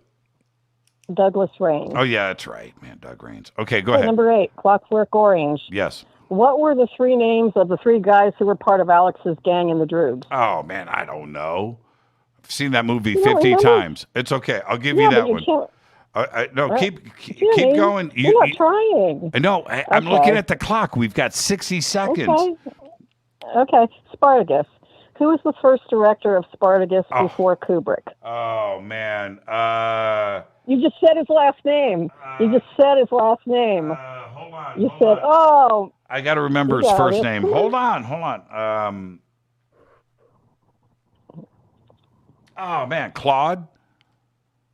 I can't remember. Starts with an A. What is it? Anthony Mann. You should take that one because you did get the last name. Okay, go ahead. Next one. 10, Dr. Strangelove. Okay, I love this one. While flying over Greenland, what did the crew accidentally get on film? They get. What did they accidentally film? Hold on. A radar installation. It's a secret military base. Yeah, radar installation that wasn't supposed to be Which filmed. Isn't quite. It's kind of the same. It's. So what's the final score? But that's what they shot. They shot a radar installation. Okay, next question. A secret military base, though, is what it said. Okay, this is the last. No, that's 10. That's 10. 10 questions. That's it. Okay, you win 6-4. Just in time for me to roll credits. Thank you so much, Deb. That was great. You were awesome. I'm glad we did it tonight because tomorrow's my birthday and I'll be wasted. I would have been wasted. Okay, you had to get that in. Happy birthday, Deb. Thank you, dear. Have a good night. Thanks for taking my call, sweets. Yeah, all right. Bye. Have a great night. Thank you so much. And that is Deb from Modesto. What a great show tonight. And I want to remind everybody, that was fun. That was good. She won 6-4. And, those are good questions, actually. Well done, Deb. Well done. That was fun. What was I saying? Oh, yeah, tomorrow night, Ryan Sprague. So no Fader night. But listen, everybody, September 11th is the Pasadena Film Festival, and our film is not only doing its worldwide premiere, but this is a film festival. I'm going to be there. The entire crew, director, executive producer, myself, and others are going to be at the Pasadena Film Festival. So come and hang out with us. Tomorrow night, it's not Fader night, but I'm going to take some calls to give away 2 tickets to the Pasadena Film Festival. Okay, so that's going to go on tomorrow night with Ryan Sprague. I'll see everybody there, everybody here for tomorrow night. But if you live in Los Angeles and you can make it, I would love to give you a ticket and hang out with you right there in Pasadena. Fade to Black is produced by Hill J. Palm, Renee, Dennis, and Kevin. Announcers are Steve Harder, Gene Vito, and Mark D. Kovar. Webmaster is Drew the Geek. Music, Doug Aldrich. Intro, Spaceboy, spaceboymusic.com. Fade to Black is produced by KJCR for the Game Changer Network, and syndication is KGRA, The Planet. This broadcast is owned and copyrighted 2021 by Fade to Black and the Game Changer Network, Inc. It cannot be rebroadcast, downloaded, copied, or used anywhere in the known universe without written permission from Fade to Black of the Game Changer Network. I'm yours, Jimmy Church. I'll see everybody tomorrow night with Ryan Sprague. But until then, I want you to be safe. It's time to fade to black.